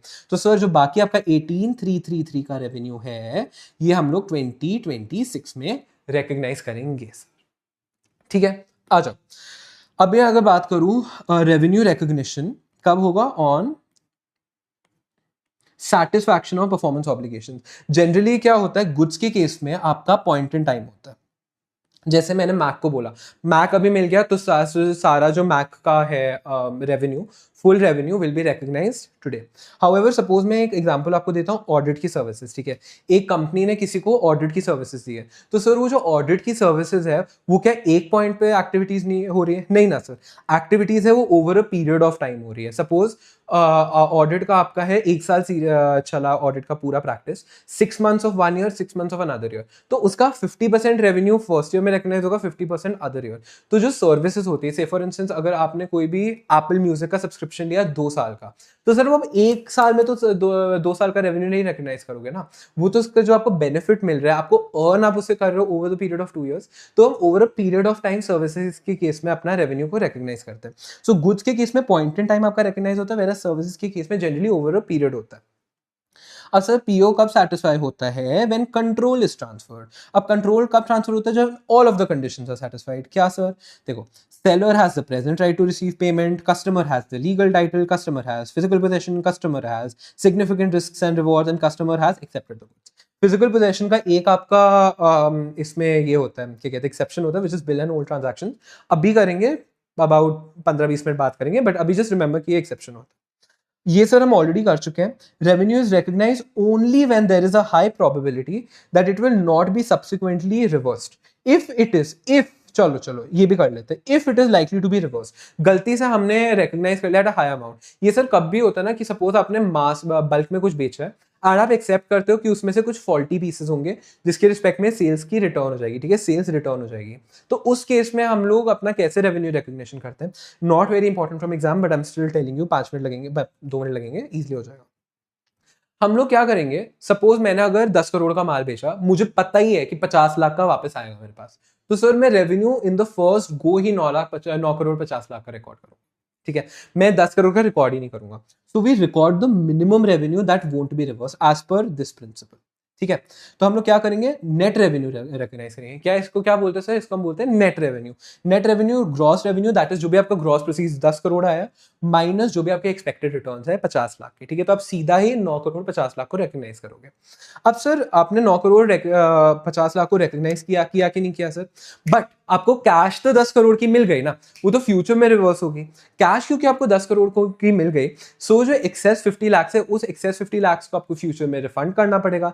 क्योंकि फ्यूचर में रिफंड करना पड़ेगा तो आपकी फ्यूचर में आपका आउटफ्लो ऑफ इकोनॉमिक बेनिफिट्स है, that is liability must be created. तो उस 50 लाख के रिस्पेक्ट में वी हैव टू क्रिएट और रिफंड लायबिलिटी। एंड वही रिफंड लायबिलिटी कितना ही है, ये सेम एक्सपेक्टेड रिटर्न्स जितना ही है, gross proceeds minus net revenue, जो भी आपका एक्सपेक्टेड रिटर्न्स किया आप बुक कर लो अपनी रिफंड लायबिलिटी। अब सर जो रिफंड लायबिलिटी हम लोग ये अज्यूम कर रहे हैं ना कि हमें गुड्स वापस मिलेंगे, करेक्ट, हम लोग ये पूरी अकाउंटिंग इसी बेसिस पे ना कि 50 लाख के गुड्स वापस मिलेंगे। तो वो 50 लाख का हमने सेल किया है उसके रिस्पेक्ट में गुड्स वापस मिलेंगे, तो फिर हमारी इन्वेंट्री बढ़ेगी। तो सर हम इन्वेंट्री को भी अकॉर्डिंगली अपना जब फाइनेंशियल स्टेटमेंट से प्रेजेंट करते हैं तो हम इन्वेंट्री में भी बढ़ा देते हैं। इन्वेंट्री को हम लोग क्या बोलते हैं, हम बोलते हैं राइट टू रिटर्न गुड्स की एक एसेट हम लोग बना देते हैं कि हमारी इन्वेंट्री हमारे पास तो नहीं है, इन्वेंट्री हमारे पास की कस्टमर्स के पास है, बट अल्टीमेटली हमारे पास ही वापस आ जाएगी तो हमारी इन्वेंट्री है। ये हम लोग कैसे कैलकुलेट करते हैं, जो भी ये जो 50 लाख तो सेल्स है ना, 50 लाख का हम लोग जो एक्सपेक्टेड रिफंड मान रहे हैं वो 50 लाख सेल्स वैल्यू है। इसके रिस्पेक्ट में आपकी जो इन्वेंट्री है, इन्वेंट्री 40 लाख की हो सकती है, हम तो प्रॉफिट पे बेचेंगे। हाँ, और हम लोग इन्वेंट्री की वैल्यूएशन क्या करते हैं, कॉस्ट और एनआरवी व्हिचएवर इज लोअर। अब आपकी एनआरवी इस केस में 50 लाख हो गई बट कॉस्ट 40 लाख है, तो हम लोग तो 40 लाख पे रिकॉर्ड करेंगे। तो आपका 40 लाख की इन्वेंट्री, तो इन्वेंट्री की कॉस्ट ले लो माइनस कोई भी रिकवरी कॉस्ट। ये रिकवरी कॉस्ट हम लोग किससे लेते हैं, ये रिकवरी कॉस्ट हम लोग अपना लेते हैं फ्रॉम द कस्टमर्स, क्योंकि हमें फ्रॉम द कस्टमर्स लेते हैं तो हमारी इनकम बन जाती है। It does not form part of revenue but separately हमारी इनकम होती है। तो इससे हमारी इन्वेंट्री कॉस्ट कम हो गई ना। आपका दो टाइप के इनकम्स होते हैं, एक आपकी इनकम्स होती है जिससे आपका रेवेन्यू बढ़ जाए, एक होती है जिससे कॉस्ट कम हो जाए। तो यहाँ से हमारी कॉस्ट कम हो रही है, तो हम लोग क्या करते हैं, अपनी इन्वेंट्री कॉस्ट में से रिकवरी कॉस्ट को माइनस कर लेते हैं। कभी एग्जाम में नहीं आने वाला, ठीक है, इसको अगर आपको नहीं समझ आया तो इसको रट लो, एग्जाम में नहीं आने वाला। It is very simple. चलो मैं आपको अगर क्विकली बताऊं कि if you are expecting returns and आपको ज्यादा पैसे मिले तो आप क्या करोगे, आप रिकॉर्ड करोगे वो वाला अमाउंट जो सब्सिक्वेंटली आपका रिवर्स नहीं होगा। दैट इज जो भी आपका ग्रॉस प्रोसीड्स है जितना टोटल मिला है उसमें से एक्सपेक्टेड रिटर्न्स माइनस कर लो, वो आपका रेवेन्यू हो गया। अब वो जो जितना आपने एक्सपेक्टेड रिटर्न्स लिया है उसके रिस्पेक्ट में आपको कैश तो मिल गई है ना, तो वो आपको बाद में माइनस का रिटर्न करनी पड़ेगी, तो उतने ही अमाउंट की आप अपना रिफंड लायबिलिटी बना दो। अब क्योंकि आपने रिफंड लायबिलिटी बनाई तो आपको पता है कि आपको फ्यूचर में वो गुड्स वापस मिल जाएंगे, गुड्स वापस मिल जाएंगे तो आपको इन्वेंट्री खड़ी करनी पड़ेगी। तो आप आज ही इन्वेंट्री खड़ी कर दो बोलते हुए कि लोगों के पास मेरी इन्वेंट्री है। इन्वेंट्री को आप हमेशा कॉस्ट पे वैल्यू करते हो, कॉस्ट और एनआरवी, हम सेल्स वैल्यू पे तो नहीं करेंगे। तो इन्वेंट्री की जो कॉस्ट है हम उस पर से वैल्यू कर लेंगे माइनस कोई भी रिकवरी कॉस्ट अगर हमने कस्टमर से ली है उससे हम अपनी कॉस्ट को माइनस कर देंगे, बिकॉज कॉस्ट कम हो गई हमारी क्योंकि वो पैसा हमें एडिशनल मिल गया। As simple as that. ठीक है सर, विद दिस आपका काफी important portion on the 5 step process होता है पूरा। आई होप आपको अच्छे से समझ आया हो।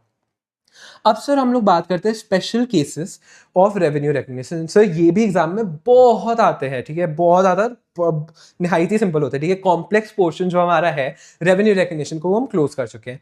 अब हमारा आता है थोड़ा सिंपल पोर्शन, ठीक है, बहुत इंटरेस्टिंग है, जल्दी जल्दी क्लोज कर लेंगे। ठीक है, 5 केसेस होते हैं आपके स्पेसिफिक। फर्स्ट हो जाता है आपका प्रिंसिपल एजेंट। सर ये कौन से केसेस हैं, सर ये ऐसे केसेस है जो स्पेसिफिक केसेस है जिसमें हमें बताना होता है कि रेवेन्यू किस अमाउंट से या कैसे रिकग्नाइज होगा। मैं एक एक केस की बात करूंगा, पूरा डिस्कस करेंगे। प्रिंसिपल एजेंट रिलेशनशिप, ये क्या, मैं हूं मिस्टर अर्जुन, ठीक है, यहां पर है एक मिस्टर डेविड, ठीक है, एंड यहां पे है आपका मिस्टर पियर, ठीक है। ये कौन कौन कहां से क्या है भाई, ये लोग बताता हूं बड़े सिंपल से, आ जाओ। Mister Arjun, mister David, mister Pierre, ठीक है। अब यार मैं हूं ना, मैंने क्या किया है, मैंने एक सेल्फ पोर्ट्रेट बनाई है, ठीक है, मैंने एक सेल्फ पोर्ट्रेट बनाई है, बहुत गंदी बनाई है बट मैंने एक सेल्फ पोर्ट्रेट बनाई है, ठीक है। ये जो सेल्फ पोर्ट्रेट है इसको मुझे करना है बेचना है, इसको मुझे बेचना है, इसको मुझे कहाँ बेचना है, मैं इंडिया में हूँ, मुझे लंदन में बेचना है, बिकॉज लंदन में एग्जीबिशंस होती है और एग्जीबिशन में अमीर अमीर लोग आते हैं, ठीक है, काफी मैं अज्यूम कर रहा हूँ मेरी शक्ल लोगों को देखनी है तो वो मेरे पोर्ट्रेट खरीदेंगे। तो मैं क्या करता हूँ, मैं जाता हूँ मिस्टर डेविड के पास, मैं मिस्टर डेविड को बोलता हूँ, डेविड क्या है, डेविड मेरा एजेंट है यहाँ पे। Sir who is a principal, who is an agent? ये एजेंट है, मैं प्रिंसिपल हूं। Sir agent is a person who works on behalf of another person. Who is this another person? The principal. Who's a principal? A principal is the person on whose behalf the agent works. So basically agent आपका क्या होता है? बिचौलिया होता है कि भाई मैं नहीं बेच पा रहा, तू ये ले ले गुड्स, मैं तुझे ट्रांसफर कर लेता हूं, तू ये गुड आगे बेच दे। तो सर ये जो मैंने अपना पोर्ट्रेट यहाँ पे आगे डेविड को बेचा, सपोज मेरा, ये मैं अज्यूम कर रहा हूँ मेरा बिजनेस है, ठीक है, पोर्ट्रेट्स बनाने का। Everything is normal course of business, these are not asset sales, this is revenue के लिए, गुड्स की हम लोग बात कर रहे हैं, ठीक है। अब मैं क्या करता हूं, मैं अज्यूम करता हूं कि भाई मैंने एजेंट को अपनी पोर्ट्रेट बेच दी है, मैं बोलता हूं कि भाई तो एग्जीबिशन पे दिखा और आगे लोगों को बेच दे। अब क्या मैं इसमें मिस्टर डेविड को लीगल टाइटल ट्रांसफर कर रहा हूं? नहीं, अभी भी पोर्ट्रेट मेरा है, मैंने उसको भेज दिया, बेचा नहीं है, भेजा है, मैंने उसे भेज दिया और मैंने बोला कि बॉस बेच सकता है तो बेच दे, नहीं तो वापस मुझे भेज दियो, ठीक है। तो उसने मुझे वापस भेज दिया, अगर वो नहीं बेच सकता तो मैंने उसे भेजा है, तो लीगल टाइटल अभी भी मेरे पास है। कल को शिपिंग होते सपोज शिप डूब जाती है और मेरा पोर्ट्रेट जो है, ठीक है, सिंक हो जाता है, उसके चितड़े वितड़े इधर उधर हो जाते हैं, ठीक है, तो किसका लॉस होगा? डेविड का लॉस होगा, मेरा लॉस होगा? मेरा लॉस होगा। तो जो भी रिस्क एंड रिवॉर्ड्स है इंसिडेंटल टू ओनरशिप अभी भी मेरे पास है। उसको कोई राइट टू रिसीव पेमेंट है मुझसे? नहीं, उसने बेचा ही नहीं है, तो अभी कोई भी कंट्रोल की कंडीशन आपकी सेटिस्फाई वैसे भी नहीं हुई है। तो अभी क्या हमने इसको बेचा, इसको हमने जो पोर्ट्रेट है, have we sold it to David? No, we have transferred it to David for onward selling. अब जब एग्जीबिशन होती है, एग्जीबिशन इन लंदन जो होती है, इसमें मिस्टर डेविड ही मीट्स मिस्टर पियर, ठीक है। ये जो मिस्टर पियर को ये होता है, मिस्टर पियर आपका कौन सा बंदा है? फ्रांस का बंदा है, ठीक है, उसको पोर्ट्रेट्स कलेक्ट करना बहुत पसंद है। ये मिस्टर डेविड पियर को बेच देता है मेरा गुड, ये पियर को बेच देता है कितने का? 10,000 पाउंड्स का, ठीक है। अब मुझे एक चीज बताओ, इस सब में रिकॉग्निशन ऑफ रेवेन्यू कैसे हो? सोचो सोचो, जब तक मैं इसको क्लीन अप करता हूं। सी, क्या जो मिस्टर डेविड है, जो एजेंट है, एजेंट रेवेन्यू को जो रिकॉर्ड करेगा ऑन सेल, क्या वो 10,000 पाउंड को रिकॉर्ड करेगा? Answer is no. उसने 10,000 का कुछ नहीं दिया है, एजेंट सर्विस प्रोवाइड करता है, सर्विस प्रोवाइड करते, सर्विस ऑफ एजेंसी बोलते हैं। मैं इसको बोलता कि बॉस जो भी तू बेचेगा उसका 10% तू ले लियो, ठीक है, कमीशन ले लियो। तो ये रेवेन्यू क्या 10,000 का बुक करेगा? Answer is no sir. ये कितने का बुक करेगा? जो भी आपका 10,000 है, 10,000 पाउंड का 10%, दैट इज जो आपका 1,000 का कमीशन है, वो सिर्फ ये कमीशन इनकम, जो आपका कमीशन का अमाउंट है, सिर्फ ये वाला अमाउंट को रिकॉग्नाइज करेगा एज रेवेन्यू, ठीक है। He will not recognize the entire gross proceeds. और जो मैं हूं, मैं प्रिंसिपल हूं, मैं कितना रेवेन्यू रिकॉग्नाइज करूंगा? सी, मेरा ही है ना गुड जो 10,000 का बिका है, मेरा बिका है ना, तो फिर मैं तो पूरा 10,000 बुक करूंगा, तो मैं 10,000 का बुक करूंगा। अब सर इसमें भी एक बहुत इंटरेस्टिंग बात आती है, सर क्या मैं रेवेन्यू 10,000 का बुक करूं या 9,000 का बुक करूं? बिकॉज 1,000 तो मैंने उसको दे दिया।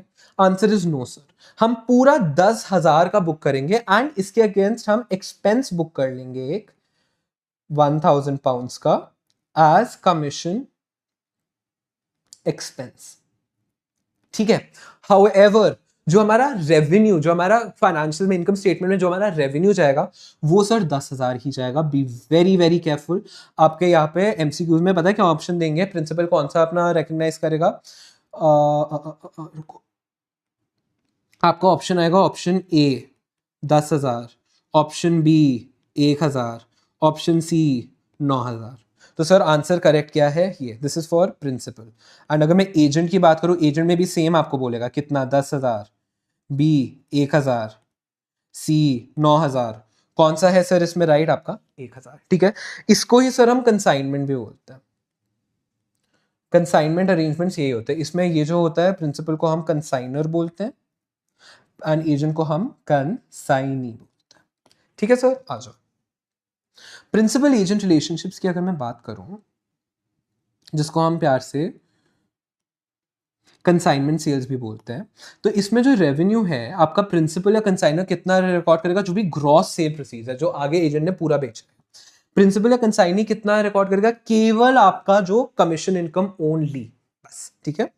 अब द थिंग इज, ये कब रिकॉर्ड होगा रेवेन्यू? जब आपका एजेंट जो है, सी आपने जब प्रिंसिपल ने एजेंट को ट्रांसफर किया तो कंट्रोल ट्रांसफर नहीं हुआ, तो तब तो रेवेन्यू रिकॉग्नाइज नहीं हो सकता। बट जब एजेंट ने थर्ड पार्टी को ट्रांसफर किया तो लीगल टाइटल भी थर्ड पार्टी को ट्रांसफर होगा from the principal physical possession भी ट्रांसफर होगा, फ्रॉम द प्रिंसिपल वो एक्सेप्ट भी करेगा, from the principal risk and rewards भी उसको ट्रांसफर हो जाएंगे। उसके बाद अगर वो खराब हो जाता है, पोर्टेंट मेरी कोई गलती नहीं है, एंड जो आपका कस्टमर है वो कस्टमर के पास गुड्स पहुंच भी गए, ठीक है। तो जो सारे आपके कंडीशंस है कंट्रोल के वो सारे सेटिस्फाई हो जाते हैं आपके। तो जब एजेंट सेल करेगा to the customer, to the third party, at that point the principal will also recognize the revenue, ठीक है। तो आपका जो revenue is recognize by the principal when the sale is made by the agent. Simple, very good. ये sir हमारा first वाला case हो गया खत्म। अब आते हैं सेकंड केस पे। सेकंड केस आपका क्या है? सेकंड केस है आपका फ्रेंचाइजी का। आ जाओ।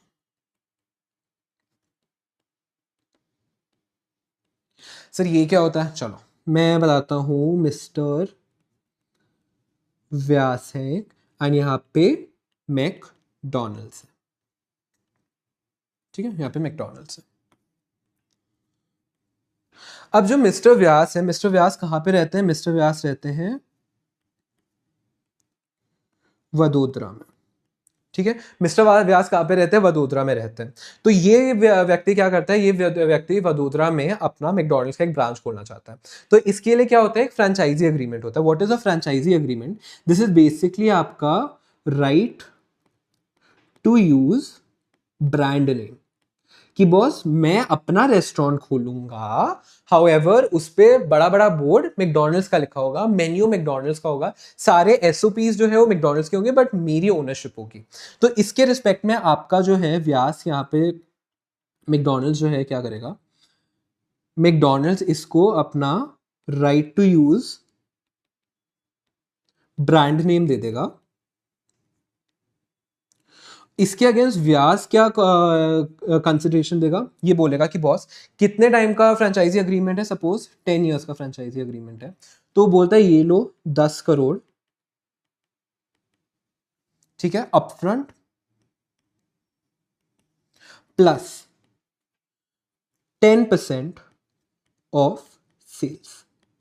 ये व्यास मैकडॉनल्ड्स को देगा इन respect of the restaurant. Sir main काम जो होता है ना, फ्रेंचाइजी जो होती है वो फ्रेंचाइजी करती है। तो इसमें जो छोटा पोर्शन होता है वो जो आपका मेन एंटिटी उसको जाता है, मेन पोर्शन जो है आपका फ्रेंचाइजी रखती है, बिकॉज काम तो वो कर रही है ना, वो लोग सिर्फ ब्रांड नेम यूज कर रहे हैं। तो इसके रिस्पेक्ट में आपका कैसे अब रेवेन्यू रिकॉग्नाइज होगा? Very simple. जो मिस्टर व्यास है वो तो रेवेन्यू सपोज फर्स्ट ईयर है, ठीक है आपका। अगर मैं बात करूं आपका first year cell, first year में सपोज आपका ये लो इसको लेते हैं 30 करोड़ की सेल्स हुई, ठीक है। तो अब व्यास क्या करेगा? व्यास का जो रेवेन्यू होगा दैट इज जो फ्रेंचाइजर होगा, इसको हम क्या बोलते हैं? इसको हम बोलते हैं, सॉरी, फ्रेंचाइजी। इसको हम क्या बोलते हैं? आपका फ्रेंचाइजी है और ये आपका फ्रेंचाइजर है। फ्रेंचाइजर फ्रेंचाइजी देता है, फ्रेंचाइजी फ्रेंचाइजी लेता है, ठीक है।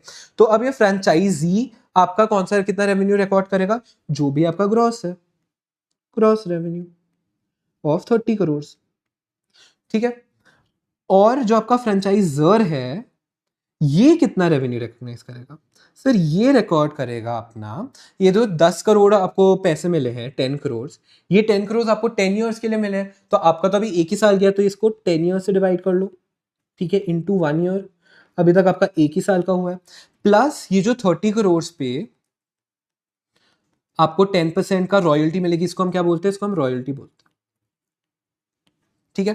तो ये कितना हुआ? ये आपका 1 करोड़ हो गया, प्लस आपका ये 3 करोड़ हो गया, तो 4 करोड़ का रेवेन्यू मैकडॉनल्ड्स रिकॉग्नाइज करेगा, ठीक है। इसको हम लोग क्या बोलते हैं? इसको हम लोग बोलते हैं अमोर्टाइज्ड पोर्शन ऑफ अपफ्रंट फी। इसको हम क्या बोलते हैं? रॉयल्टी, ठीक है। आंसर ये जो 4 करोड़ है ये यहां पे एज एक्सपेंस बुक करेगा, ठीक है।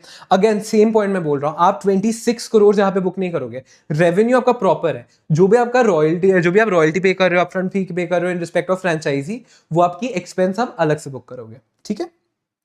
ये आ जाए पे, ठीक है, फ्रेंचाइजी एग्रीमेंट, तो अगर मैं बात करूँ रेवेन्यू, सो फ्रेंचाइजी की रेवेन्यू जो ग्रॉस सेल प्रोसीड्स, फ्रेंचाइजर की आपका रेवेन्यू क्या होता है, जो भी रॉयल्टी इनकम है plus the amortise portion of the initial fees. अब आ जाओ, नेक्स्ट है सर आपका सेल ऑफ लाइसेंस और सॉफ्टवेयर। ये सब बड़ा इंटरेस्टिंग है, आ जाओ।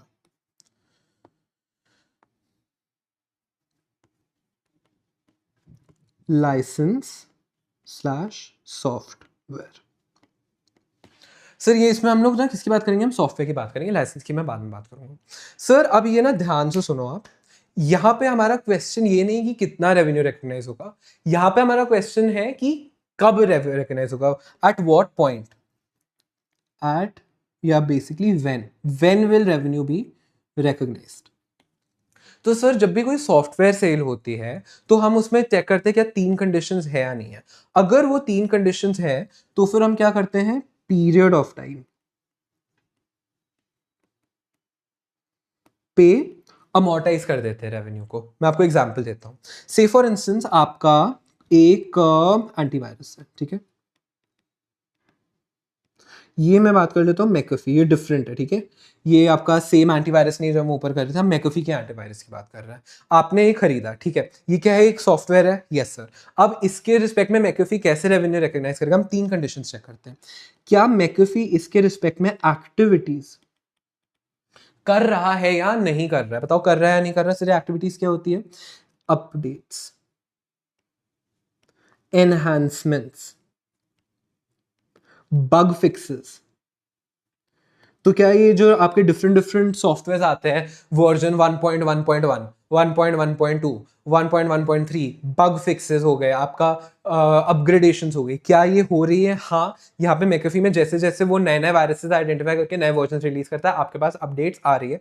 तो क्या एक्टिविटीज हो रही है? यस, एक्टिविटीज हो रही है। दूसरा, क्या ये कस्टमर को, ये जो एक्टिविटीज हैं, ये क्या कस्टमर्स को ईदर पॉजिटिवली और नेगेटिवली इम्पैक्ट कर रहा है। दैट इज टू से ये जो आपके एक्टिविटीज है ये ऑटोमेटिकली प्री इंस्टॉल हो जाता है, ठीक है, सॉफ्टवेयर अपडेट जो आपको हो जाता है, आपको अपडेट करना पड़ता है। अब इससे आपके जो नए वायरसेस है इससे आपको प्रोटेक्शन मिल रही है, यस। तो क्या आप पॉजिटिवली अफेक्ट हो रहे हो? यस, आप पॉजिटिवली अफेक्ट हो रहे हो। सपोज ये जो बग फिक्सेस है और बग्स क्रिएट कर रहे हैं तो इससे आप नेगेटिवली अफेक्ट हो रहे हो, बट आप हो रहे हो, यस आप हो रहे हो। थर्ड, ये जो एक्टिविटीज हैं these are not separate performance obligations। मतलब performance obligation मतलब ये जो आपकी एक्टिविटीज है, ये जो अपडेट्स है, ये जो एनहांसमेंट्स है, इनके लिए क्या आपको अलग से पैसे देने पड़ रहे हैं? क्या इनके लिए अलग से कॉन्ट्रैक्ट है? अगर इनके लिए अलग से कॉन्ट्रैक्ट है तो ये कंडीशन सेटिस्फाई नहीं होती है। बट अगर इनके लिए ऑटो कोई और कॉन्ट्रैक्ट है नहीं, ये आपके नॉर्मल कोर्स में ही हो रहा है, तो उस केस में सर हम बोलते हैं कि तीनों कंडीशंस आपकी सेटिस्फाई हो गई, तीनों कंडीशंस आपकी सेटिस्फाई हो गई है, तो हम पीरियड ऑफ टाइम में आपको रिकॉग्नाइज करेंगे। पीरियड ऑफ टाइम मतलब से फॉर इंस्टेंस जो आपका एंटीवायरस का प्राइस है ये आपका 12,000 है, ठीक है, एंड ये आपने 12 महीने के लिए लिया, तो आप हर महीने ईच मंथ आप 12,000 डिवाइडेड बाय 12, 1,000 का रेवेन्यू बुक करो। अब से फॉर इंस्टेंस ये जो है 12 मंथ्स, ये 5 मंथ्स एक अकाउंटिंग पीरियड में होते हैं, 7 मंथ्स दूसरे अकाउंटिंग पीरियड में होते हैं। तो 5,000 का रेवेन्यू हम फर्स्ट अकाउंटिंग पीरियड में बुक करेंगे, 7,000 का रेवेन्यू हम सेकंड अकाउंटिंग पीरियड में बुक करेंगे। बिकॉज ये जो सर्विस है, ये सर्विस आपको एज अ होल प्रोवाइड कर रही है, इसको अर्न करने में ये सारी एक्टिविटीज करनी पड़ रही है। These are integral to the sale, these activities which are being done are integral to the sale. मैं इसके अगेंस्ट दूसरा अगर आपको एग्जांपल दूं कि से फॉर इंस्टेंस मैं बात करूं आपको टैली की, कि आपने टैली का एक वर्जन खरीदा, ठीक है, टैली का जो आपने वर्जन खरीदा है इसके रिस्पेक्ट में सर क्या आपकी कोई भी अपडेट्स आती है टैली में? सर जो आप वर्जन खरीदते हो आपको वही वर्जन मिलता है, आपको उसके रिस्पेक्ट में अपडेट वगैरह कुछ नहीं मिलती, वो नए वर्जन बना लेंगे, आपको क्या वो मिलती है? आपको नहीं मिलती। तो ये सेटिस्फाई भी नहीं। क्या जो कस्टमर है वो पॉजिटिवली या नेगेटिवली अफेक्ट होते हैं एक्टिविटी से? सर एक्टिविटीज आपकी हो रही है, आपकी से फॉर इंस्टेंस आपको कुछ अपडेट्स बन भी गए एग्जिस्टिंग वर्जन पे, बट वो आपको पास ऑन नहीं होते हैं, तो क्या आप पॉजिटिवली अफेक्ट हो रहे हो, नेगेटिव आप अफेक्ट ही नहीं हो रहे हो, तो ये कंडीशन भी सेटिस्फाई नहीं होती है। क्या जो है अगर आपको से फॉर इंस्टेंस में बोलो कि चलो ये अपडेट्स हैं, बट ये अपडेट्स के लिए आपको सेपरेटली बाय करना पड़ता है, आपको एक अपग्रेडेशन बाय, आपको 400 रुपए एक्स्ट्रा पे करने पड़ रहे हैं फॉर दी अपग्रेड्स, या आपको डिफरेंट वर्जन बाय करना पड़ रहा है, तो एक सेपरेट कॉन्ट्रैक्ट हो गया, सेपरेट परफॉर्मेंस ऑब्लिगेशन हो गया, इंडिपेंडेंट हो गया, डिस्टिंक्ट हो गया, तो सर ये वाला कंडीशन भी सेटिस्फाई नहीं होता। तो इस केस में हम लोग क्या करेंगे, हम पॉइंट इन टाइम अपना रेवेन्यू को कर लेंगे रिकग्नाइज। दैट इज टू से जो 12,000 है वो सीधा at the point of sale recognize हो जाएगा। तो सर से फॉर इंस्टेंस आपका जो वैलिडिटी है वो वैलिडिटी 12 महीने के लिए, 5 months first period, 7 months second period. But क्योंकि ये कंडीशन सेटिस्फाई नहीं होती तो पूरा 12,000 हम फर्स्ट अकाउंटिंग पीरियड में बुक कर लेंगे। This is the case with software. हम लोग देखते हैं कि हमारी कितनी आपकी इन्वॉल्वमेंट है। तो अगर मैं क्विकली समराइज करूं, अगर कोई भी सॉफ्टवेयर है जिसमें एक्टिविटीज भी हो रही है, वो एक्टिविटीज आपको पॉजिटिवली या नेगेटिवली इंपैक्ट भी कर रही है एंड ये एक्टिविटीज सेपरेट परफॉर्मेंस ऑब्लिगेशन नहीं है, तो हम over the period of time revenue को स्प्रेड कर देंगे। हाउएवर इनमें से एक भी कंडीशन है जो सेटिस्फाई नहीं हो रही है, तो हम at the point of sale, at the point of control transfer हम पूरे रेवेन्यू को बुक कर लेंगे। इसलिए इफ यू रिमेंबर, मैंने जो एग्जाम्पल लिया था इसमें मैंने जो नॉर्टन का एंटीवायरस का स्पेसिफिक वर्जन लिया था यहाँ पे। इसलिए मैंने बोला कि बॉस जो नॉर्टन का आप एंटीवायरस है उसको आप सीधा सीधा 2026 में पूरा at the on first 15 January 2026 full आप बुक कर लोगे, बिकॉज इसके रिस्पेक्ट में कोई एक्टिविटीज नहीं हो रही है, उसका बेनिफिट आपको पास ऑन नहीं हो रहा है। वो अगर आपको करना हो तो शायद एक डिफरेंट परफॉर्मेंस ऑब्लिगेशन बन जाए। यही अगर ये नहीं होता तो फिर ये 18,333 को over the contract period, suppose अगर ये 12 मंथ्स का होता तो इसको 18,333 को हम ओवर 12 मंथ्स हर महीने रिकग्नाइज करते हैं। समझे कि नहीं समझे? सर लाइसेंसेस क्या होता है? सर ये मैं आपको बताऊं, जैसे आपका टेलर स्विफ्ट की एल्बम है, ठीक है।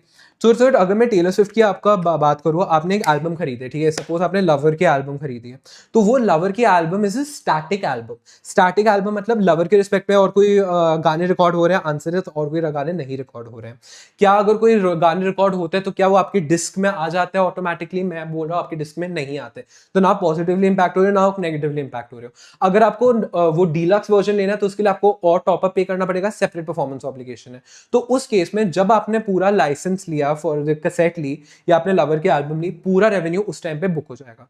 हाउएवर अगर मैं बात करूं कि आपने एक डायनामिक वो प्लेलिस्ट ली है फ्रॉम टेलर स्विफ्ट, जिसमें वो जो बंदी है, ठीक है, वो बंदी उसके रिस्पेक्ट में जो फ्रॉम द वॉल्ट आपके वो आते हैं, स्पेसिफिक ट्रैक्स आते हैं, डिफरेंट ट्रैक्स, न्यू सॉन्ग्स होते हैं, वो उसमें ऐड करती जा रही, तो उसमें क्या एक्टिविटी हो रही है? यस, एक्टिविटी हो रही है। क्या उसके रिस्पेक्ट में आप पॉजिटिवली या नेगेटिवली अफेक्ट हो रहे हो? बिल्कुल पॉजिटिवली या नेगेटिवली अफेक्ट हो रहे हो, मोस्टली पॉजिटिवली अफेक्ट हो रहे हो, ठीक है। एंड फाइनल जो आपका पॉइंट आता है कि क्या it's a different performance obligation, नहीं, वो ऑटोमेटिकली उसमें अपडेट होता जा रहा है, आपको अलग से कुछ परचेज नहीं करना पड़ रहा है। तो उस केस में जो भी वैलिडिटी ऑफ दैट प्लेलिस्ट के लाइसेंस है, उस टाइम पे पूरा का पूरा रेवेन्यू आपका डिस्ट्रीब्यूट हो जाएगा, अमोर्टाइज हो जाएगा, एसएलएम बेसिस पे हम उसको रिकॉग्नाइज करेंगे। ठीक है सर, आ जाइए। ये आ जाता है आपका सेल ऑफ लाइसेंस का पोर्शन। तो अब मैं अगर बात करूं कि जो revenue is recognized over the life of contract if all of the following conditions are satisfied, एक भी satisfy नहीं होगी तो हम point in time पे करेंगे, ठीक है। सेलर जो है continues to undertake activities which significantly affects the software activities, जैसे updates हो गया, enhancements हो गया, that is the sale of software is not static, आपने एक static software को नहीं बेचा है। फिर जो customer है is exposed to the positive or negative effects of such activities, and जो आपकी activities है they do not, क्या बोला मैंने, they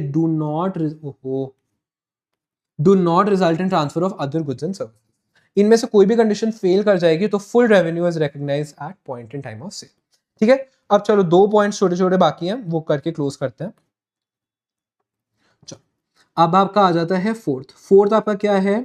लॉन्ग टर्म कॉन्ट्रैक्ट। ये क्या होता है सर? सर आपके सारे कॉन्ट्रैक्ट शॉर्ट टर्म तो नहीं होते, मैं आपके बात करता हूँ कंस्ट्रक्शन कॉन्ट्रैक्ट की। जो कंस्ट्रक्शन कॉन्ट्रैक्ट है, कंस्ट्रक्शन कॉन्ट्रैक्ट आपका कितने टाइम तक चलता है? बहुत टाइम तक चलता है ना। कंस्ट्रक्शन कॉन्ट्रैक्ट हो सकता है आपको 3 साल लग जाए एक वो घर को बनाने के लिए। अब अक्रूवल कॉन्सेप्ट क्या बोलता है कि आप रेवेन्यू कैसे रिकॉग्नाइज करोगे? आप रेवेन्यू को रिकॉग्नाइज करोगे as the income is earned. Correct बोला कि नहीं बोला? As the income is earned. अब जो मुझे एक चीज बताओ, अगर आप 3 साल तक एक बिल्डिंग बना रहे हो तो आपकी इनकम क्या end of the third year में आपने अर्न किया है? नहीं ना, इनकम तो आप over the period of 3 years earn कर रहे हो, आप एक्टिविटीज तो कर रहे हो ना। व्हेन वी से द कॉन्सेप्ट ऑफ अर्निंग कि आप कुछ चीज को अर्न कर रहे हो, दैट मीन्स आप एक्टिविटीज तो परफॉर्म कर रहे हो ना उसके रिस्पेक्ट में, तो आपके एक्टिविटीज तो ऑनगोइंग है। तो आप 3 साल के एंड में तो पूरे रेवेन्यू को रिकॉग्नाइज नहीं करोगे।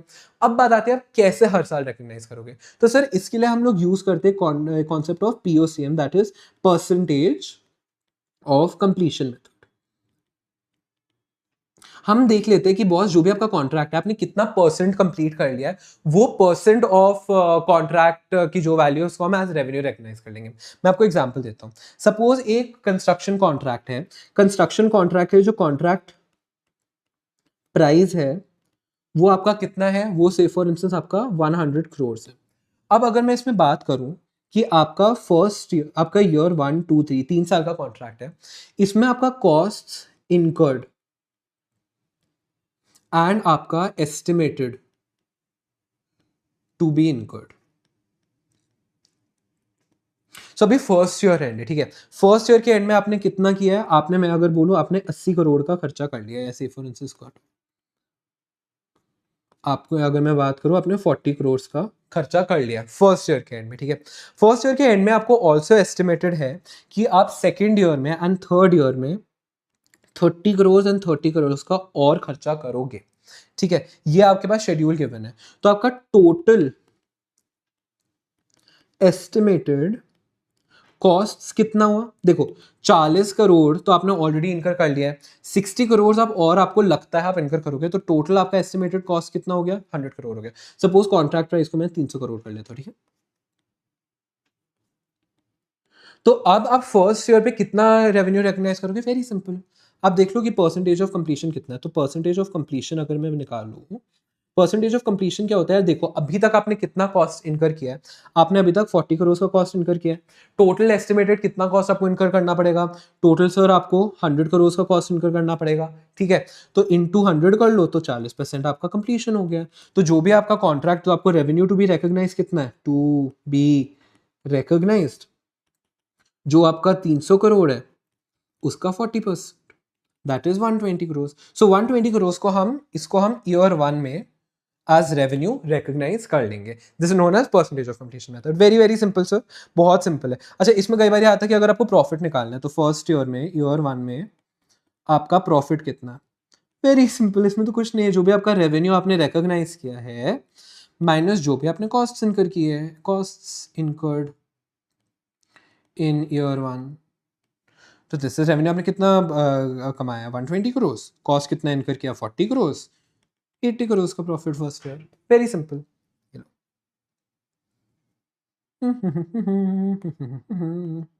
Long term contracts. अब अगर मैं इसमें बात करूं, जो हमारा रेवेन्यू है, तो रेवेन्यू क्या होता है, जो भी आपकी कॉन्ट्रैक्ट वैल्यू है into actual cost incurred in that period divided by total estimated cost. ये अगर मैं आपको बोलूं, ये इफेक्टिवली आपका क्या होता है, इफेक्टिवली आपका ये परसेंटेज ऑफ, ये बहुत गंदा आया ना, ये आपका परसेंटेज ऑफ कंप्लीशन होता है, ठीक है। एंड हमने बात किया, अगर हमें निकालना है कि बॉस हमारा प्रॉफिट्स कितने हैं, तो ये टोटल जो मैंने, जो भी रेवेन्यू हमने रिकॉग्नाइज किया माइनस जो भी एक्चुअल कॉस्ट हमने इनकर किया, वेरी सिंपल। अब सर कई बार ये ऐसा भी होता है कि हमारे कॉन्ट्रैक्ट में बहुत सारे डिफरेंट कॉस्ट होते हैं। कई बार ये जो बड़े बड़े कॉन्ट्रैक्ट होते हैं, इन कॉस्ट, इनका जो कॉस्ट होता है, you have to incur some cost to obtain the contract also. Say for instance आपने बहुत ज्यादा मार्केटिंग की, से फॉर इंस्टेंस, ठीक है, एक पर्टिकुलर कॉन्ट्रैक्ट के रिस्पेक्ट में आपने बहुत मार्केटिंग की, तो अब उस कॉस्ट को हम कैसे रखेंगे। तो सर अगेन अक्रूवल कॉन्सेप्ट यही बोलता है कि हम कॉस्ट को मैच करेंगे विद प्रिंसिपल, मैचिंग प्रिंसिपल ये होता है। तो क्योंकि हम लोग जो रेवेन्यू है, रेवेन्यू आपका 3 साल चलेगा, तो हम उस इनिशियल कॉन्ट्रैक्ट कॉस्ट को भी 3 साल में अमोर्टाइज कर देंगे। सर यही पॉइंट यहाँ पे लिखा हुआ है, एमसीक्यू में आ सकता है। Any incremental cost of obtaining a contract must be capitalised. Capitalising वगैरह का जो एक्सपेंसिंग का हम नेक्स्ट लेक्चर में देख लेंगे, बट बेसिकली आपका यही होता है कि जो भी आपका एक्सपेंस है हम एक शॉट में उसको रिकॉग्नाइज नहीं करेंगे, over the course of revenue हम लोग उसको अमोर्टाइज करेंगे। तो इनिशियली हम उसे एज एसेट कैपिटलाइज करते हैं, ठीक है, क्योंकि उसका फ्यूचर में हमें बेनिफिट मिलेगा in form of additional revenue. तो it is capitalize and amortize over the life of the contract. Sir last point आपका आता है bill and hold transactions. Sir जब हमने 5 जो स्टेप प्रोसेस किया था, उसमें लास्ट स्टेप हमारा क्या था, लास्ट स्टेप हमारा था कि कंट्रोल जब ट्रांसफर होगा तो हम लोग रेवेन्यू को रिकॉग्नाइज करेंगे। सर हमारा एक केस होता है जब आपका अगर फिजिकल पोजेशन, सो कंट्रोल के लिए भी said physical possession transfer is necessary. Sir एक केस होता है अगर फिजिकल पोजेशन ट्रांसफर ना भी हो, ध्यान से सुनो, फिजिकल पोजेशन अगर ना भी ट्रांसफर हो तो भी हम कंट्रोल ट्रांसफर मान लेते हैं, रेवेन्यू को रिकॉग्नाइज कर लेते हैं। बट इसके लिए सर 4 कंडीशंस जो आपकी होती है, इन 4 कंडीशंस को आपको सेटिस्फाई करना होता है, चारों की चारों को सेटिस्फाई करना होता है। सर ये चारों की चारों कौन सी कंडीशंस हैं। फर्स्ट कंडीशन ये आपका क्या है, ये सर है आपका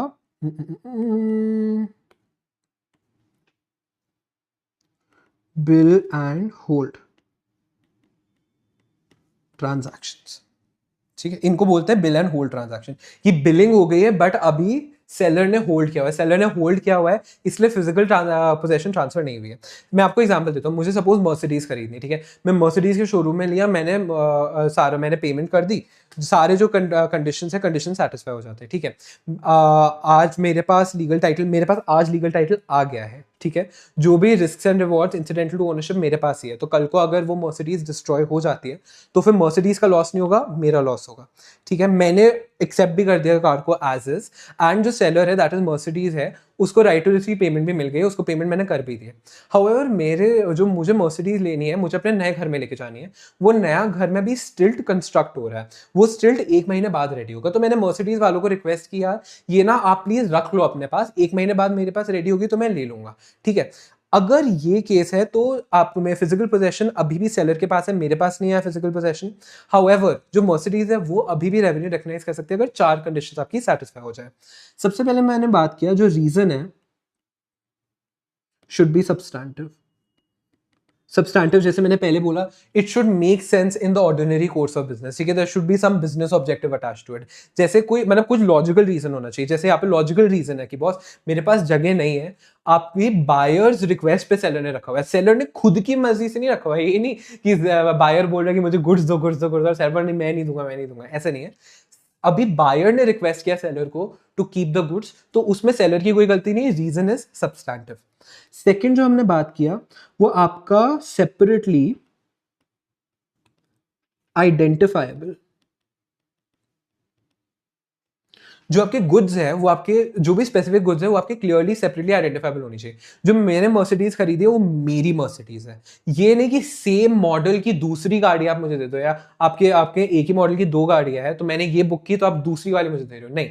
मैं जाके बोला ये मेरी मर्सिडीज है, ये मेरी सेपरेटली रहेगी, ठीक है, ये आपका कहीं पे भी नहीं चाहिए, आप किसी को नहीं दोगे, मेरी स्पेसिफिकली ये गाड़ी है।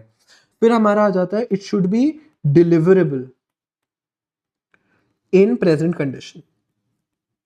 माने कि मैंने बोला कि बॉस मुझे 1 महीने बाद गाड़ी चाहिए, बट सपोज मेरा स्टिल्ट 15 दिन में रेडी हो जाता है, तो अगर मैं 15 दिन के बाद जाऊं मर्सिडीज के शोरूम एंड मैं बोलूं कि चलो मुझे अभी गाड़ी निकालनी है, तो दैट गाड़ी should be ready for me to take.